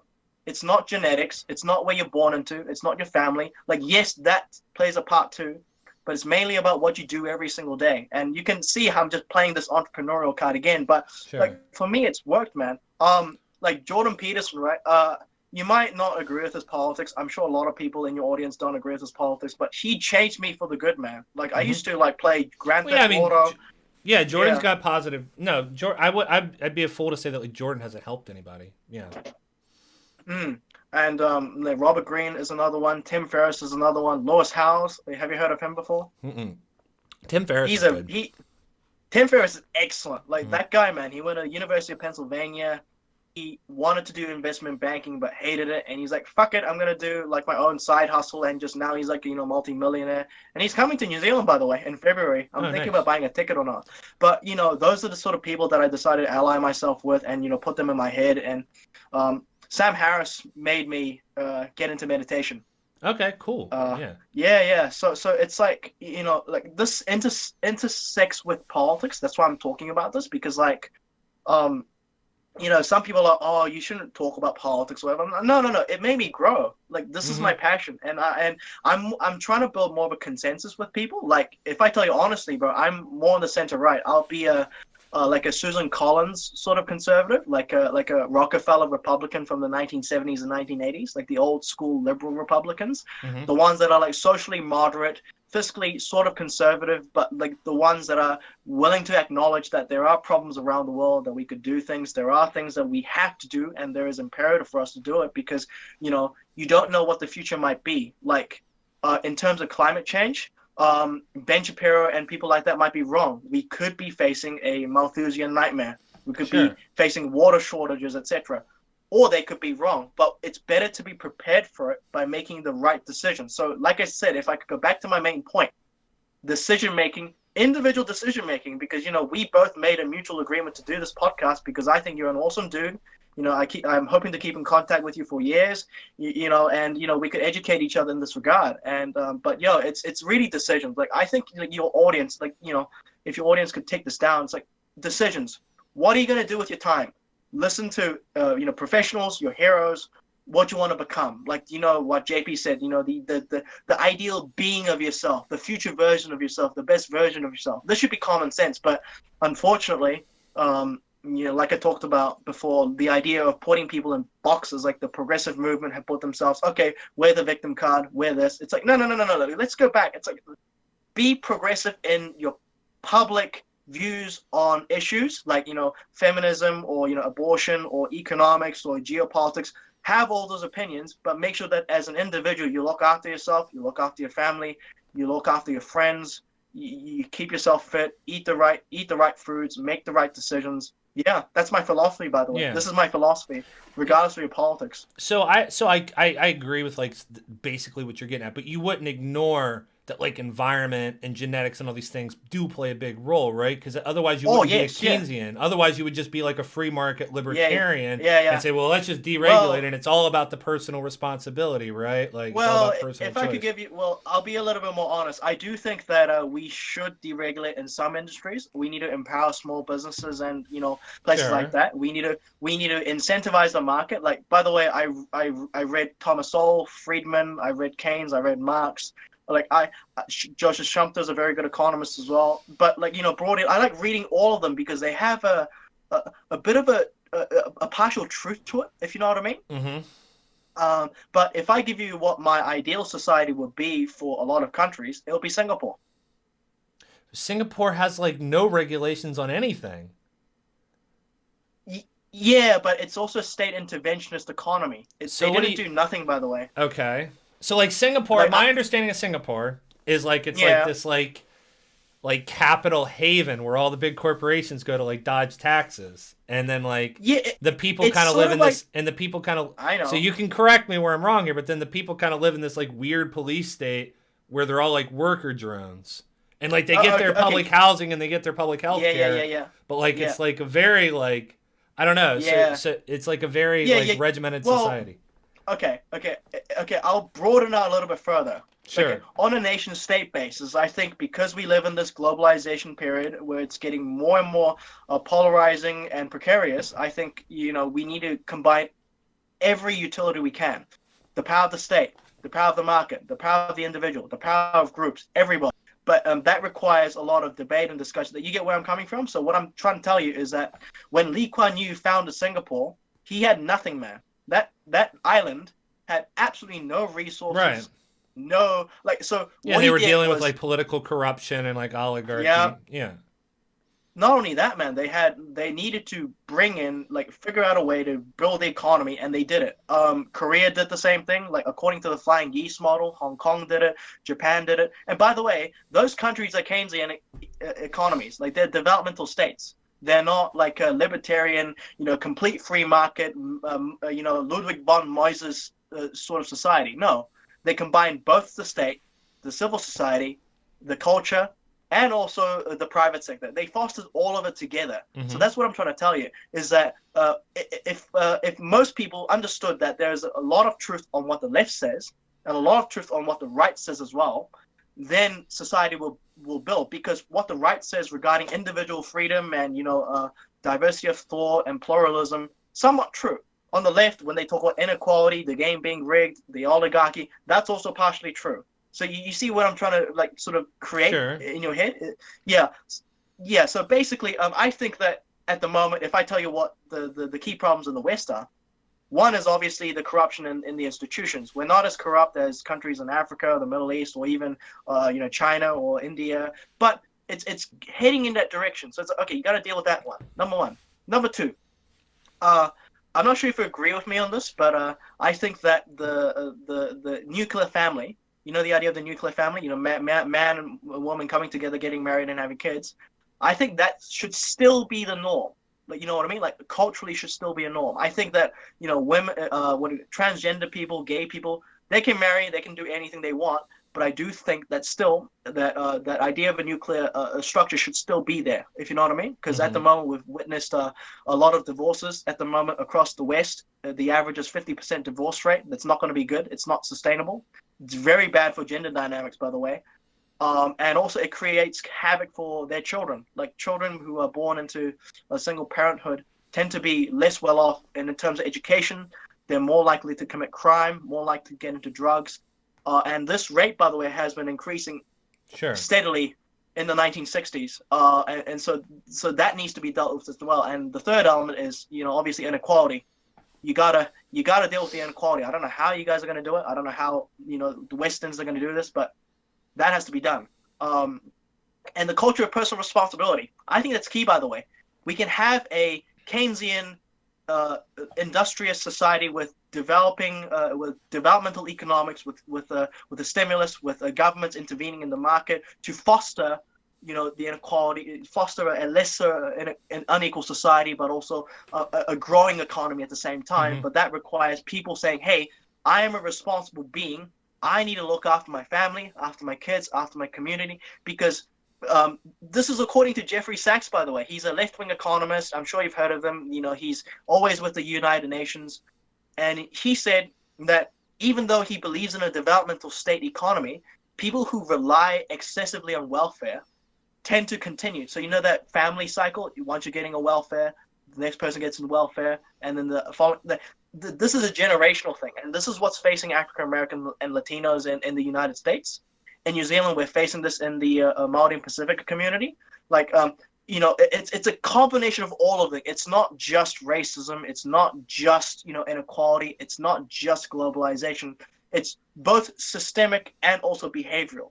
Sure. You have to tackle them both at the same time. Yeah. But so a couple things. First of all, on the nuclear family, right?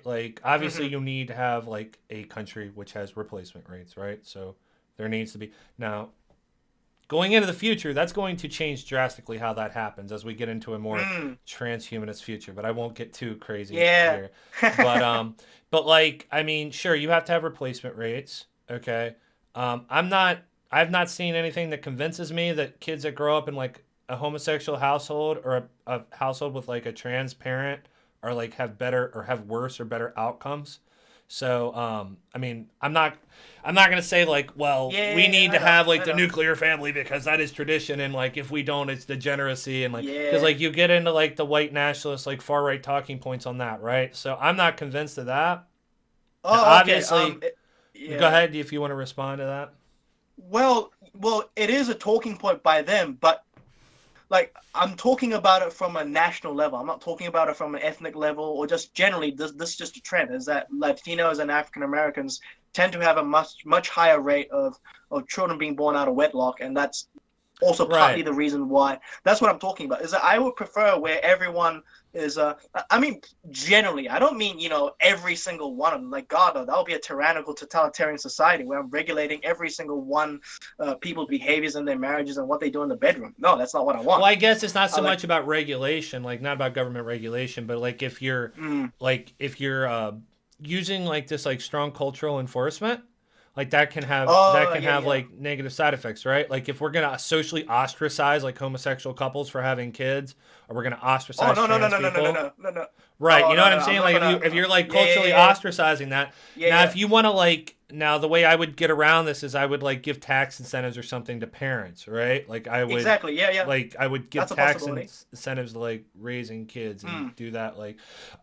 If you want to talk about the black community, the Hispanic community, or hell, you can come into Appalachia.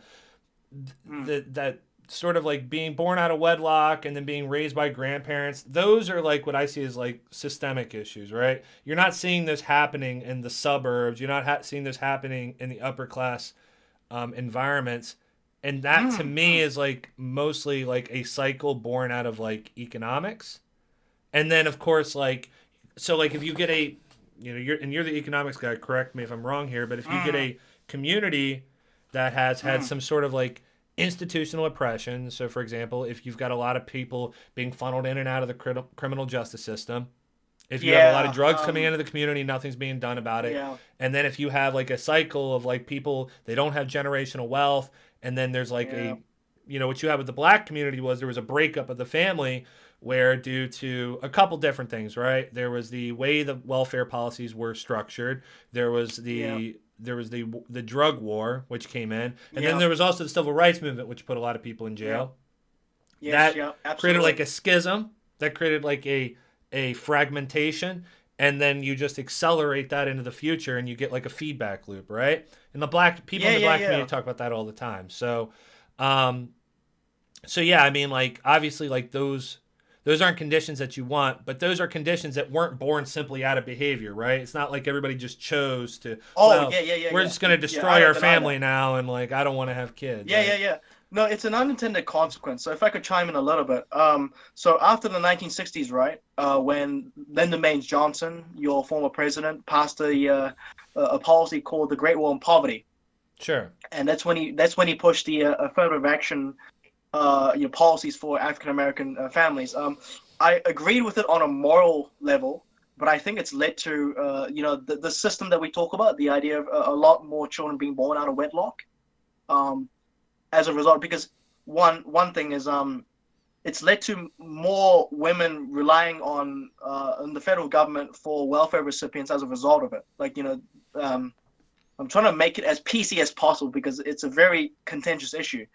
Like there's a report by Daniel Patrick Moynihan, who's a former senator for New York, who was succeeded by Hillary Clinton. But he made a very good report in the 1970s where he said this level of the Negro family being demised is getting out of control, and it has gotten out of control after that. And he's a Democrat, by the way, like a Kennedy Democrat, and he believed that this led to more people being born into single parenthoods, which means the children are less likely to being in a stable family with feminine and both masculine traits together to be able to. You know what I mean, right? Do you get what I'm Yeah, I don't trying to know. say? I don't know if like you'd. I don't know if necessarily feminine masculine traits are necessary, but Okay. if you're simply talking about like the way the welfare system was structured, and that Yes. it so basically the way I understand it is you would only get your benefits if you Hmm. were basically a single parent, right? Correct. You got it. Yeah. Yeah, that's simply a structural thing. That's like the way you're distributing wealth, right? And it's not like the women. I don't buy into this meme that like the women are like, all right, well, get rid of the men. Like I'm not gonna. Oh no, no, I didn't say. I Right, just right, said right. that Sure, I'm not saying that according you're to the saying neo. that.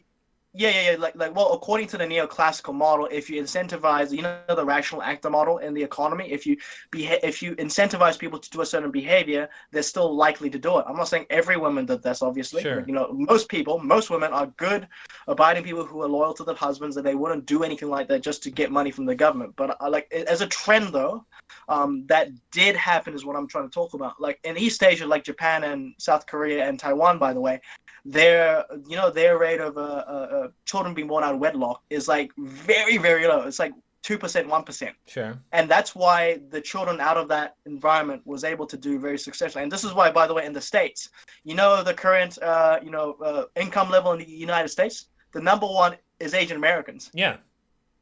And partly the reason is because of that nuclear structure. Same as Jewish Americans. They have one of the lowest rates of children being born out of wedlock. Yeah, the same thing I'm is not. true of like Indians and yeah, because Yep, these yep, people yep. come in and they have very so again, what we're talking about is strong family structures. What does that strong family structure offer? It offers you like it's a safety net essentially. It's a physical Yes. safety net and it's an Yep. emotional safety net, right? And people that Yep, don't yep, have yep. that safety net, like we can talk about like the bootstrapping, entrepreneur, the Faustian man, all we want, right? But like these are rare Yeah. examples. Um, Most people that come out of success have that like structure below them. So yeah, I mean like any system that I want to set up, I want to like foster that and incentivize that, right? Mm. No, but And so good if on you for calling me out, by the way. Good on you for yeah, like challenging me. and And so you if should. you Yeah. and so if you like that's my issue with like sort of like how the welfare system was structured. And then like there's a lot of things like feminism is a part of it, and I don't even think that's necessarily a bad thing, right? So if No, you it's not a bad thing. It's so necessary. Yeah. if you're incentivizing women to be more independent and you're incentivizing women not to put up with abusive relationships, Mm-hmm.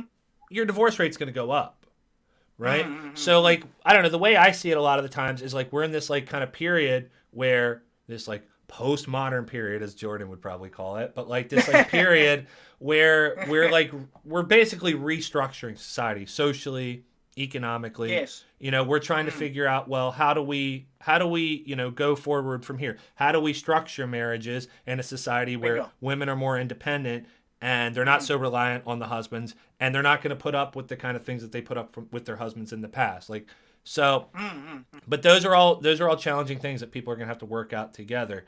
And you're going to get hardship out of that, right? But Yeah. I mean, Yeah. Absolutely. very Yeah. generally, I think it's like heading in a good trend. Um, what was It's the a other thing mixed you were saying? bag for me. It's a mixed bag, I think, for me, because broadly it has been very good. Is that it's um I'm really happy that I'm seeing more women in politics. Like, Sure. bro, New Zealand, our prime minister is a female, Yeah, Jacinda Jacinda Ardern. I Ardern. know her, by the way. Yeah. Yeah, yeah, Oh, do I know you? her. Oh, cool. I campaigned for her. I campaigned for her 2 years ago. She's an Well, that's amazing the human thing with being. you Kiwis. You guys all know each other. Like, there's like what is that? There's like the 7 degrees of separation with most Yeah, people in the world, where like any one person is only 7 degrees of away from knowing any other person. So like between yeah, me and Brad Pitt, there's only 7 people separating us. So there's 7 relationships that link us together. yeah, And yeah. obviously, the more famous you are, the smaller that number is. But like New Zealand, I've learned this from like knowing you guys. Your island's so small that you guys are like 2 people away from knowing everybody on the island, You or the got it, two man. islands. Yeah, You got it, man. Like, mate, if you go on my podcast, I've interviewed like tons of former politicians and yeah, politicians and all that. Like, because it just happens. Like, this is the beauty of our country, is that we just know people as a result of just encountering them on the streets right. and all that. But wait, what were we talking about before? Well, so basically, like what we were talking about is like, I mean, if Oh, you want to get back to the point, like we could get back to the point of you're not this like libertarian like free marketer. Like you would admit that any system you set up like has to structurally account for like putting people in a position where they can't succeed. So like if you oh want to talk yes, about the right. black community in the United States, for example, like Mhm. my issue with a lot of right wingers is like oftentimes they'll say, well, they just need to fix their culture and pull themselves up by their bootstraps. It's like, well, for that to happen, they have to have a floor underneath of them. Like you have to like put a floor underneath of them for them to stand on. Otherwise, they're going to keep falling. Right. So No, yeah, yeah, yeah. like we can talk about, well, we want more personal responsibility, we want more entrepreneurial mindset. I agree with all that, right? And even in the black community they talk Yeah. about that. But first there Mm, has to be a structural floor for them to stand on to break this cycle, because otherwise this cycle is going to continue. And I see it in Appalachia here. Like its conditions are getting worse and worse, right. and it's because people don't have a structure. And you can say, well, that structure used to be the family. Well, yeah, it used to be, but But it's gone. that's gone Take the now. yeah, That's yeah. So gone now. So right if now we're at the center. Now we're at the center so, of the conversation. what is going to step in to like make sure that we reinstitute that? Is it going to be Well, because private corporations don't seem to be doing that, and the communities no, aren't no, able no, to no, do no, that? no.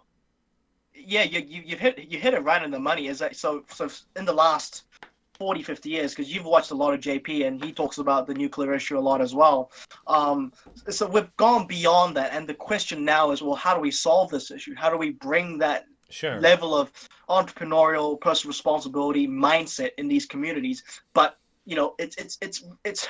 I don't want to sound like Joe Rogan, but it's entirely impossible. Like, but like, if I'm honest, Caleb, I don't know the solution, but what I Yeah. do know is that the trend has gone in that direction, and this is why the income gap between African Americans and Latinos with the white and Asian Americans have increased, a lot. It's because of this trend that we've been seeing, and the solution to that, like people like Larry Elder, you might have heard of him. He's like a libertarian conservative, Sure. commentator. Yep. He said just basically this: stop women from marrying the government. That's basically all he said. And I'm like, well, it's rough. Like, you know what I mean? Like, because Look, do you it's know a where I'm bit going from here? moralizing and it's a bit reductionistic at the same time. Yeah, like I look at that. I'm like, okay, you've mentioned all of these problems. I get it, but this, coming up with a solution for all this, like, man, bro, like, this is why, like, I think this is why, by the way, Caleb, that people say that intelligent people or people who are hyper aware of all these things tend to be more miserable. Yeah. Because they're like, oh god, there's all these global problems. Oh my god, like what the frick, Thank fuck I do meditation, right? But yeah, like honestly, regarding this issue, it's gonna take a lot of investment. Like God, I don't know, man. Like the federal government could try to, you know, Well, by the way, people on the dissident right recognize this too. Like this is why like libertarians at this point, and oh man, I hope there's no libertarians in your audience. There probably are, but like it's like a meme ideology at this point. Like the types of people that are in right-wing libertarianism, like right-wing libertarianism is supported by capital. Like it's an ideology created by capital, to sound like a socialist for a minute. Like But it is. It's there to serve the interest of a small group of people. Mm, Like even the dissident right is starting to recognize this. Like when you talk to people on the far right, they're turning towards fascism because even they recognize some of the structural issues. Now, a lot of their solutions are they're going to enforce this kind of nuclear family through the state. They're going to nope. they're going to basically create this socially Darwinistic order that's going to cut Bad off idea. welfare to the bottom half of society and just let those people wither off.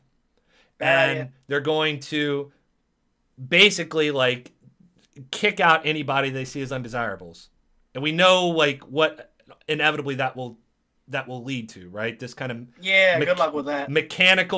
mechanical solutions to society. I mean, there's a No. reason they called it the final solution, and there was a logic. Well, there was a logic. There was a logic to what Hitler's policies were, and so that's what the far right's kind of turning towards. They're getting away from this like individualism, this like libertarian, way of thinking.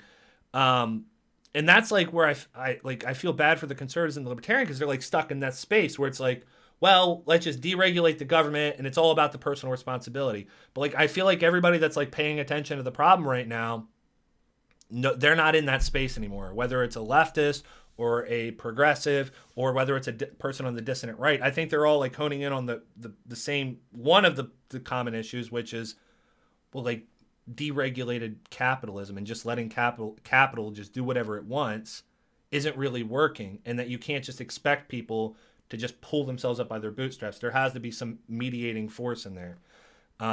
Yeah, because for guys like you and me, it's pretty easy because we're already in the game. Well, what do you mean by that? I mean, like, are you talking You about get how to me? become successful? What are you Like, talking about? like we're not at zero. We're like 10 or 20. Like we can get to 100, right? Whereas a lot of people that we mentioned today, like I meant the communities that are struggling, they're at zero. Well, yeah, So some of them are at negative. And look, and I know what it's yeah, like yeah, to be at yeah. zero, by the way, right? Like, the only reason that I'm having success in my life and that I'll probably continue to have exponential success is now I have access to networks, right? So, because of that New York Times article, I built a lot of relationships, right? And now I can leverage that social capital to get more capital, right? And to put myself in a better Mm, position. But if you're a person that does not have any social capital, does not have financial capital, and then leverage on top of that, maybe you have mental problems, maybe you have a family member you have to take care of, maybe you live in a bad community, maybe you have mm, habits that you're struggling to break, like you're dealing with a compounding amount of issues that are basically breaking you. Okay? mm. So yeah, I mean, like, I agree. Like, you and me are not starting at zero, right? No, we're And not. because of that, that's why we're able to excel and push forward. And I mean, maybe you're like one of those people that's just like exceptional, right? Maybe you're like one of those, you came over from Pakistan or you came over from Nigeria on your own and you just like plopped yourself in the middle of New York City and you like grinded it out. It's like, okay, but like you had something. You had like mental capital or whatever, right? You had some Mm. some aspect. Um, Persistence. yeah, but that's not everybody has that, and not everybody has Exactly. access to that. So like, if they don't, and I guess this is like where like my technocratic leanings come in, right? Like how do Hmm. we build a society where everybody has access to that opportunity? That's what I would like to see. No, I would like to see that too, but I think the debate is like, because I listen to a lot of, a few right-wing academics as well. Like I mentioned Thomas Sowell a lot of times, right? Like I think he's one of the most brilliant libertarian conservative professors of this generation. Like he was friends with Milton Friedman. I'm just mentioning this right at the Yeah, bat. I'm aware of Friedman and Soul. Yeah. Um, but he talks a lot about that personal responsibility and this idea that there's this redneck black culture that you need to fix. He, you're right is that what the right tends to do is I'm at the moderate right, not the alt right. The moderate right tends to analyze these problems and they say, okay, we got to do something, but we might make it worse. So they tend to be oriented toward the process thing, whereas guys like you and people on the left, like Seth, fuck, how do I forget his name? Or Jimmy Dore and other people. They focus more on like, okay, we got to do things now. So like, yeah, Well, it's because it's if you rough, don't man. do things, like we should have done things 30, 40 years ago. Because if you don't do things, things exponentially expand, right? And the problems get worse and worse and worse and worse and worse. Or sometimes if you do things, things could get even worse. Well, sure, they could, but like, I Should mean, I give you examples? give me an example of doing something and it gets worse, sure. Okay, so during the Bill Clinton administration, right?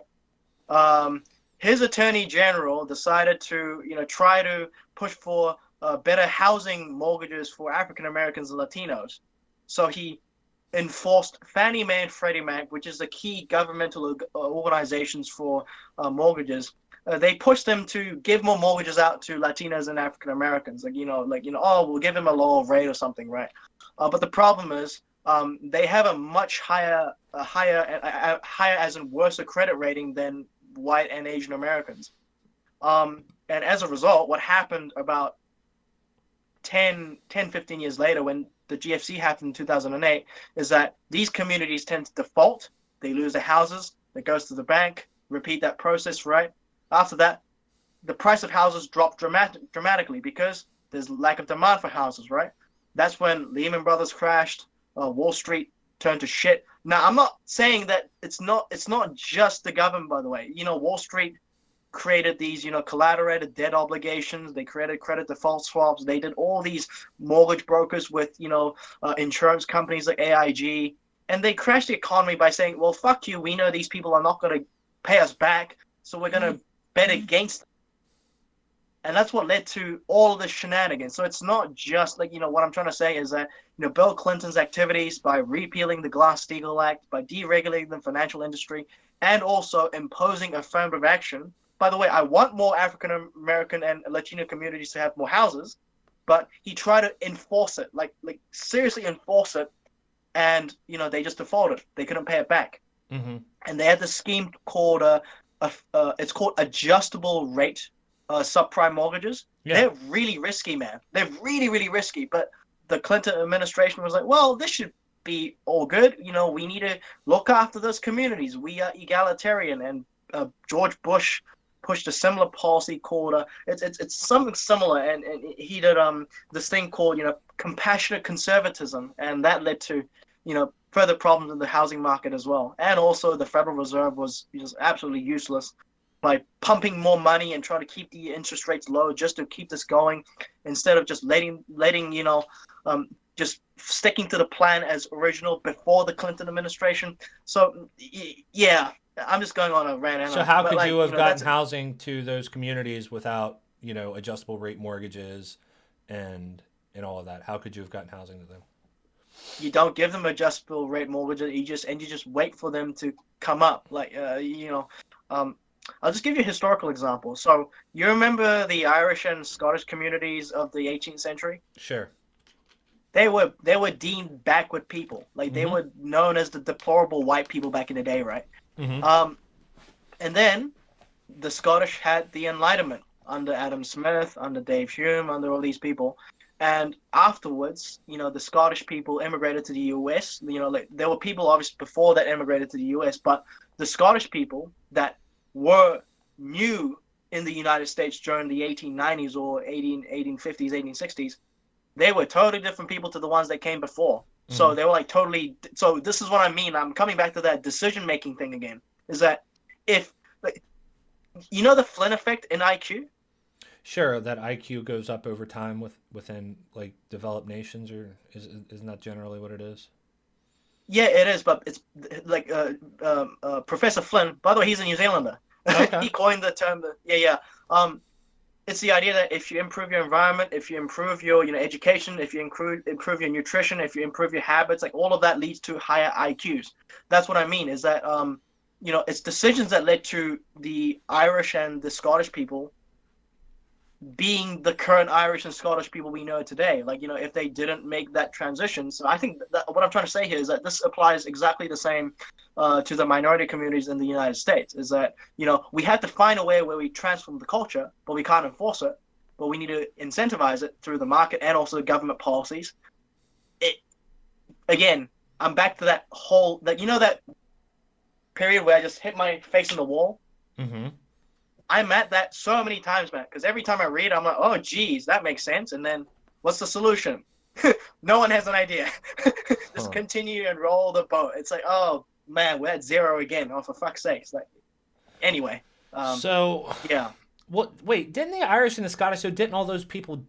Didn't they come up after the New Deal though? That was my impression, that they were recipients of like housing and all these things under the New Deal, and like Black Americans were not recipients of that. Oh, you do realize that during that period, a lot of people were more racist back then. Remember that? Well, yeah, and that's why they weren't recipients of the New Deal, and so like that was a whole swath of society that was left behind, and but whereas Kennedy, the quote unquote like Scottish and Irish got let in as white, and then they were recipients of all those policies. That right? Yeah. Well, the Italians as well, by the way. Italians. Yeah, and the Italians as well. So all those people. Yeah. So like there's. So again, like the solution is you have to step in and like give a ground floor, because you know what the far right's answer to all this is, right? Like the conservatives, conservatives, they just kind of say, well, they got bad culture, and it's like, well, how'd they get bad culture? And then they're like, I don't want to talk about that, and they close the curtain. The far right has an answer to this, and you know what the far right's answer is. It's that way. And I don't like that answer, man. I do not want that answer. Well, that answer's bullshit. Yeah, of course it's bullshit, and also, partly because of Nixon's administration. The war on drug bullshit. Mm-hmm. That also demised the African American community. Well, yeah. There's a lot of things to take into account. Well, and now it's affecting the white community, because now it's bleeding out into the white, through gentrification and through the sort of like the high profitability. So like here in Appalachia, right? So what's happening in Appalachia? In the area I live in, about 2 hours away from DC. Okay. DC's gentrifying. DC and Baltimore, well, I don't know so much about Baltimore, but I know DC is starting to gentrify. And even the suburbs outside of DC are gentrifying. And so now all those poor African-American communities, they're being pushed out. But also you have a lot of drugs in those communities. And so now all those drugs are funneling out. And then also the profitability of those drugs, and especially now with the profitability of like heroin and fentanyl, people, African Americans in those communities are starting to set up franchises along the highways, and so drugs are now coming out of those communities into the white communities. And now all of a sudden drugs are a problem. Whereas before, when it was just in the black communities, well, that's like, it's gangs and all this. But now it's out in the white communities. Now it's like this international opioid crisis, right? Yeah. I can see where you're coming from, yeah. So like all these problems, like, again, I forget how I got onto this point, but I guess I'll just wrap it up with this. Again, you ignore these problems, they're going to come to bite you in the ass. Like, they're not going to go away. Like, if you allow a community to, just, like, degrade further and further and further, it's going to affect your community because you're geographically adjacent. So, I don't know, like, I don't know how I got onto that, but... I think what you're trying to talk to me about is the idea that, well, because, we were talking about the war on drugs. By the way, on this point, though, New Zealand's having a referendum next year on legalization of marijuana? You haven't done that yet? No, of course we haven't. Well, to be fair, though, your country hasn't, legalized on a federal level. Well, sure, but we're the United States. We've got a whole history. I didn't expect. I don't know. Okay. Yeah. We're following Canada finally. It's probably gonna pass next year, because we had our own drug problems here too. We have this thing called synthetic meth, which is a big problem. And like, by the way, around my area, this is like because I live in this area called the North Shore, and it's one of the like richest areas in the country, but there's a lot of people with the synthetic meth, man, and it's getting, out of, it's like the opioids, but in my country here. And so we're like, okay, let's find a way where we can provide these people with, facilities to do it safely, or try to, recreational centers. You know what I mean, right? No, I know what you mean. So rehabilitation centers. There you go. Yeah, so like it's like a policy that I'd like to see here where I'm at is like, you do like a safe injection site. Yeah. People come in. And now you've basically created like almost think of it like a marketing funnel, where now they've come into a space where you can funnel them into treatment. Yeah. Because this is a big race issue as well as a more of a general cultural issue. Well, you know why it's a race issue, right? Yeah, I know It's a race globalization. Yeah. issue because again, what we're talking about with intersectionality and pyramids of oppression, it's not always so much that the people at the top of those pyramids are like actively oppressing the people at the bottom through some sort of bigotry, but a lot of times it comes down to negligence. And so a lot of Mm, the problems that you face in society, the reason racial minorities end up like facing those problems the most harsh and they end up facing those problems first is because no one's paying mm, attention to them. mm, And so because of that, those problems start to fester and grow. But again, all those problems always bleed back up to the top. What usually happens though is once those problems bleed back up to the top, what the people at the top do is they mm. enforce draconian authoritarian policies to stamp out all those problems at the bottom, which again just like reinforces and Yeah. those that doesn't make the problem go away. So that's like where we're at. Like that, at least that's where like Yeah. where I agree with leftists or intersectionalists when they talk about those things. You have to look at it through those lenses to fix the But if issue. I could, yeah, if I could chime in though, like for instance, have you seen that Vice sort of debate between black conservatives and black liberals? I think Vice did maybe I a watched it. Yeah. it's a 30-minute clip, and I thought because the conservative black dude, he made the case that look, hey, look, I'm in control of my life. I was born into a single parenthood and all that, and he made this.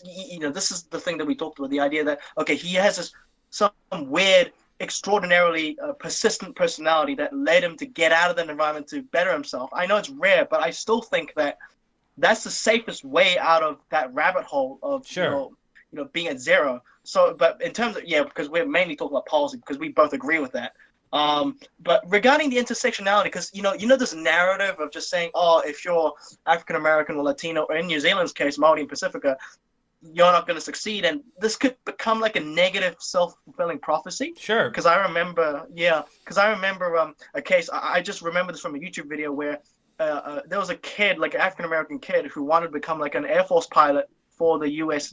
Air Force, and he's like, "Oh, I'm black. I can't do that. I'm lower than the whites." Sure. And the author said, "Well, no, no, no, no, no, no, no, no. Do it." Like there's been tons of historical African American fighter pilots who fought in the Korean War, Vietnam. So this is where what I'm trying to say is that Well, intersectionality yeah. So on an so analytical tool. so this is why I think you should talk to CV, right? Because Okay.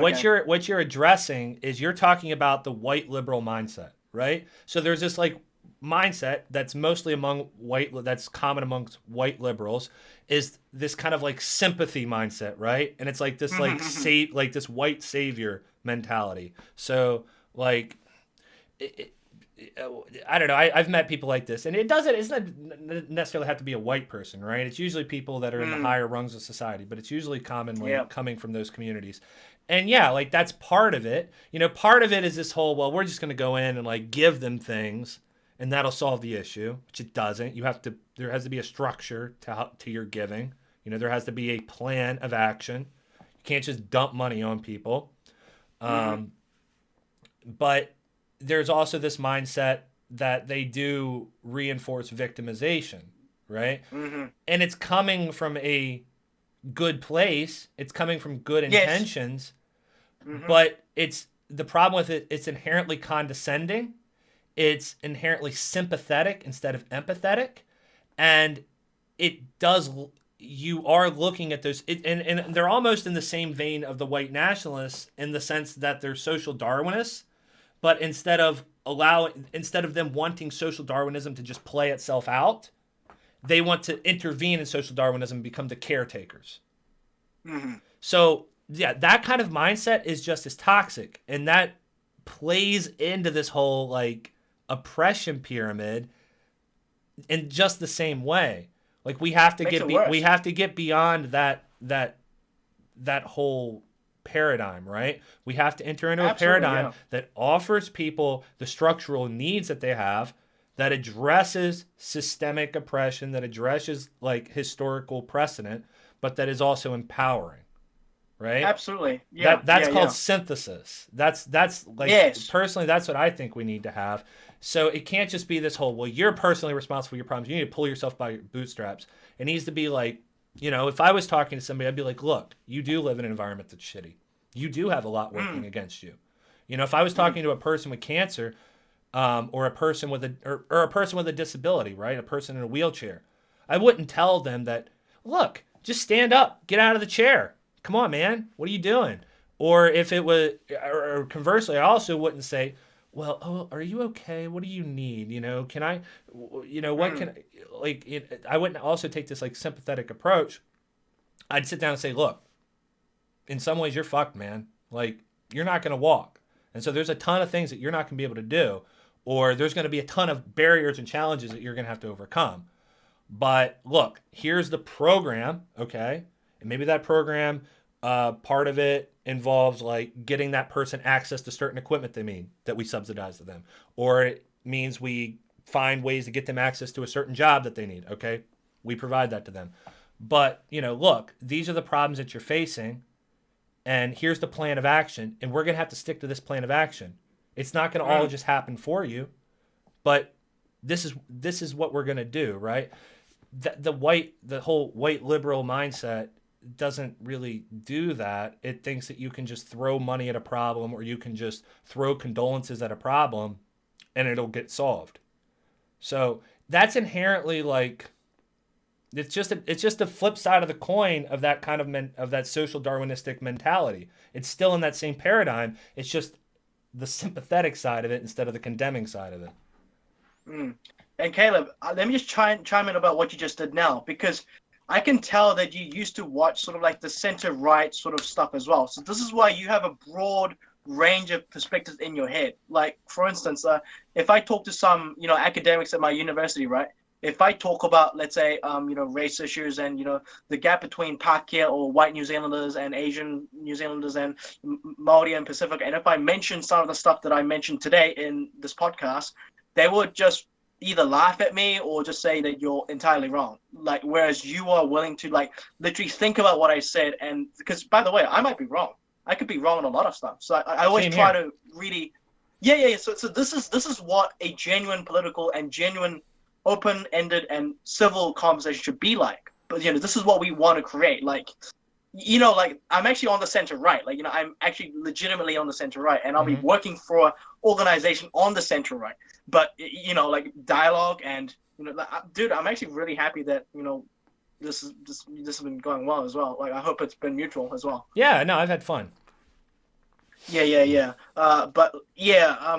By the way, can I talk about how I nearly ended up in the alt right as well? Yeah, I want to get into that. So I want to talk about like Steph a little bit and like what like the path that you went down.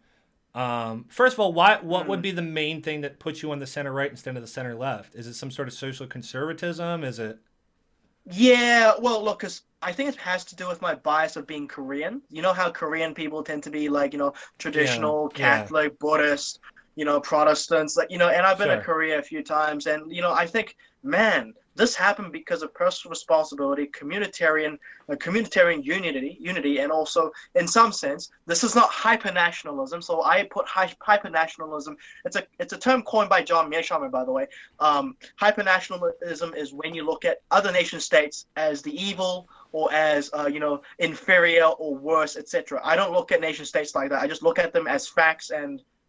But they had this sense of national unity together, and they're like, okay, as Koreans, we got to do this and that, and they had a very strong cultural work ethic. Like this, I don't know what it is. Maybe it's just a Confucius thing, because Koreans and Japanese and Chinese all come from a Confucius background. But the reason why I'm on the center right is because I'm like very moderate, and for instance, feminism. I consider myself an equity feminist, which is a libertarian form of feminism, sort of described by people like Steven Pinker, who's one of my intellectual heroes.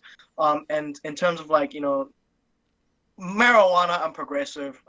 For instance, what else is there? Like, I'm a secularist, I'm a humanist, I'm a scientist. Like, I'm not a Catholic. I left the religion like 5 years ago since I read Christopher Hitchens' God Is Not Great. Broke, yeah. Yeah. The new atheist movement just like breaks it. Yeah, I'm not a new atheist because here's another conversation we can go into later on. But broadly, I'm on the center right because I'm culturally more on the center right. I mean culturally, I prefer traditional marriages. I don't mind gay marriage. I'm actually on the left to Koreans, but like in the Western perspective, I'm on like the sort of like the Republican-esque, but I'll be very liberal.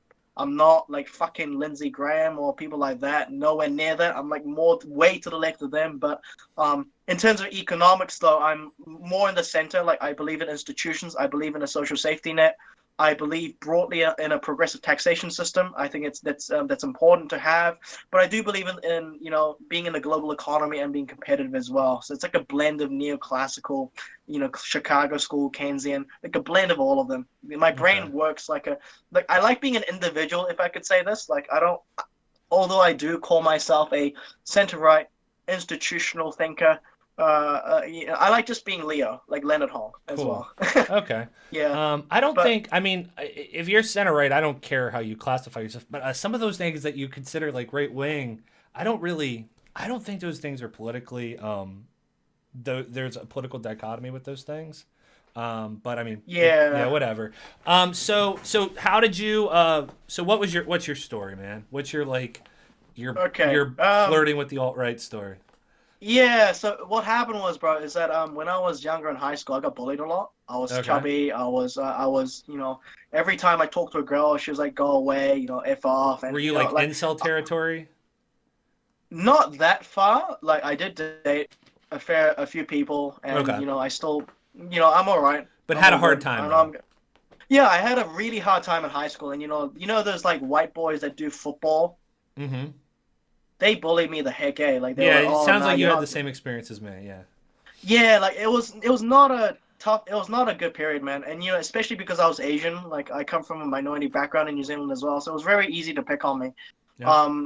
And as a result, I hanged around with a lot of the Asian New Zealand kids a lot. But then as I got older and I started entering uni, I was like an 18-year-old, right? Like, I was like, oh my God, there's a lot of, really attractive people out there. And then I tried, approaching people and just talking.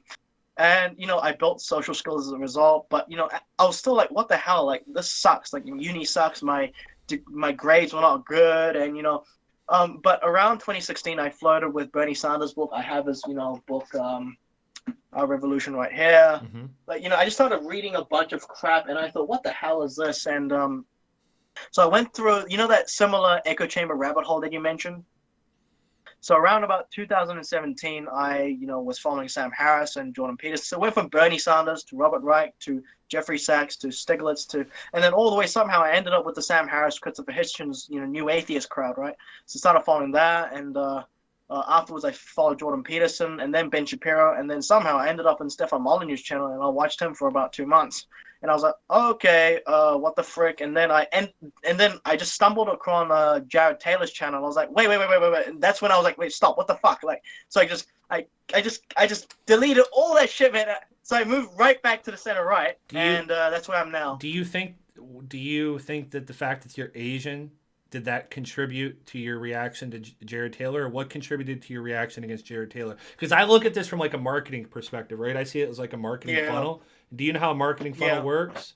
Like there's not really. Can you explain? So like the way a funnel, so when you're selling a product, you construct what is called a funnel, and you're taking people that are very broadly interested in some general thing. So maybe that could be shoes, and you want to get them get that large group of people, you want to funnel it down to a small group of people that want to buy high performance athletic footwear for distance running. Okay. So you create a marketing funnel, which is a combination of empirical messaging, storytelling, all these things, using brands and advertising. But part of it is you want to take that large group of people and you want to expel all the people that aren't going to buy the product, and you want to incentivize all the people that will buy the product. And the people at the bottom of the funnel are going to be a niche demographic of people. So if you're trying to turn people into white nationalists, at the bottom of that, it's mostly going to be white people who have a particular perception of the world. And that funnel cultivates that. So what I'm asking is, were you ejected out of that funnel because you're Asian, or was it some other factor that turned you against Jared Taylor? Probably both, because I was listening to this guy, right? And he was talking about how white people are generally peaceful. And because, I study history, right? like factually that was totally incorrect. So like I had a rational mind, like Sam Harris's, rational empirical sort of like I got Yeah. really I got quite empirical as a result of my education, but just observing that, I was like, no, you're factually wrong. Like, remember the French Revolution? Remember World War II? Remember, like, what do you mean there's a paradise? Like, what? Like, Well, the idea is that white people are more empathetic and they're the nice race. yeah, I know, but it's like, no, that's wrong. All humans are evil, nasty pieces of shit. It's like we all fight each other. We do stupid shit. That's been the Yeah. get-go from the beginning of history. And also that Asian part probably did play a very easy role for me. But broadly because I was informed. But I only think I flirted it for about a week. Like if I'm honest with you, Okay. I wasn't like you where you went down the rabbit hole and watched Step on. Like I wasn't like that. I just skirted and I was like, what's this? And interesting. I followed Lauren Southern quite a lot for about 5 months. Yeah. Like I followed her quite religiously. And she's quite attractive as well, right? Like let's be honest. That's the grab right there. No, but this is just factually true. I don't think anyone else would admit this. Well, But you're Lauren being Southern is honest for admitting it, right? I've admitted it too. No, I called her no, my just- fashy babe, and then they freaking published that in the New York Times article. No. But then you realize, wait, you're full of shit. Like what the frick? And so I left that, and then I started watching some Harvard YouTube videos. Like those Balfour Center, Hoover Institution. By the way, if you want to look at a very good like let's say like moderate conservative Republican sort of like channel, the Hoover Institution is a think tank based in Stanford University, and they host people like Condoleezza Rice, the former Secretary of State, Jim Mattis, the former Secretary of Defense under Trump, people like George Shultz, the former Secretary of State under Reagan, like all these, very historical and, people that were in the White House doing all these policy decisions. Very good and very informing educational YouTube channel. And they had like Douglas Murray, who's one of my other intellectual people that I follow because he recently wrote a book called The Strange Death of Europe. And this is not really alt-right because he's just analyzing the phenomenon of what's happening to Europe. And I was like, okay, that's interesting. But, it's a good YouTube channel that you can have a look because it's very moderate and sensible. And they analyze Trump, they analyze U.S. foreign policy, culture, shit, etc. Yeah. Yeah. But if I sum up, like, yeah. No, go ahead. But if I sum up, like, what happened to me is that, I was very unattractive, and then I was getting interested in politics, follow Bernie and all these people, like, synonymously, right? And then, I think it was around like with Jordan Peterson, I also started following some self-help YouTubers. Yeah. Like I discovered Valuetainment, I discovered Tom Bilyeu, very good guy. Lois Howes, Robert Greene. Like I went down the entrepreneurial rabbit hole too, so I know who you're talking about. Tom. Yeah. So it was both at the same time. I was like political, but also like entrepreneurial. Yeah. But now I'm like, okay, political. I'm just gonna watch the mainstream. Like Bloomberg is excellent. They're very empirical. The Financial Review, Wall Street Journal, the New York Times. I've been losing a little bit of touch with, but New York Times. Someone told me something about the New York Times. They said recently. They said, if you actually want to know what's going on in the world and like you want an actual education on that, read the Financial Times. And they said the reason you read the Financial Times over the New York Times is because the New York Times is just like it's a culture war magazine. It's just like. Yes, it has like all this institutional power, and yes, they do all these like investigative pieces, but for the most part, it's a pop magazine, right? It's a pop culture, pop science, pop political, pop financial magazine. So bad, man. But if like you want but if you want like real, like information that might actually like that's really reporting at the root of things, and you'd read something like the Financial Times. I don't read any of that stuff, so like I don't know. For politics, I mostly just watch Sam Cedar. So Quillette is quite good too. Quillette? Oh, I don't know. I have to look into Quillette because they were like they had Andy No on there, and man, I don't know about Quillette. I'll look into them more. I mean, bro, like, cause like Robert Greene and Ryan Holiday, the entrepreneurial type guys. They did a piece for Quillette, and Frank Fukuyama, my hero, he did a piece for them. Jonathan Haidt did a piece on them. So, like, Andy No did work from. Look, I don't know much about Andy No. To be fair, they did fire him, but yeah, but like like I met Claire Lehman before, but like, dude, she's awesome. Like, she's one of the nicest people. Like, she's like a really good center right person, and like I think I'm just gonna make this public. I'm basically part of the intellectual dark web movement. Like, I Sure. like the way that they try to analyze what's going on. Like, there are some problems, obviously. What group or what movement doesn't have problems, right? Mm-hmm. But I think Quillette is quite good. I used to be a fan of Guardian. Like, Guardian does sometimes publish like good pieces on like institutional problems. Like, for instance, like they did a very good piece back in the day about like the Trans-Pacific Partnership, the trade agreement, and how that's full of corporate, very like oligarchic sort of stuff. And then I was like, okay, that's interesting. But I don't follow them anymore because I think they're out of touch now. Yeah. Man, Like, have you been? Yeah. well, I know. Go ahead. I was gonna say we've been going on like 2.5 hours here. If you want to like, Holy shit! yeah, it's two Really? and a half hours. Yeah, we should probably wrap it up for like the audience. But I mean, we can do Fair enough, man. stream anytime you want. But Yeah, sounds good. Yeah, but yeah. what were you gonna say before? Yeah. Oh, I was just gonna say that the challenge for like people like us is to figure out like the recent election in the UK, With Labor or whatever.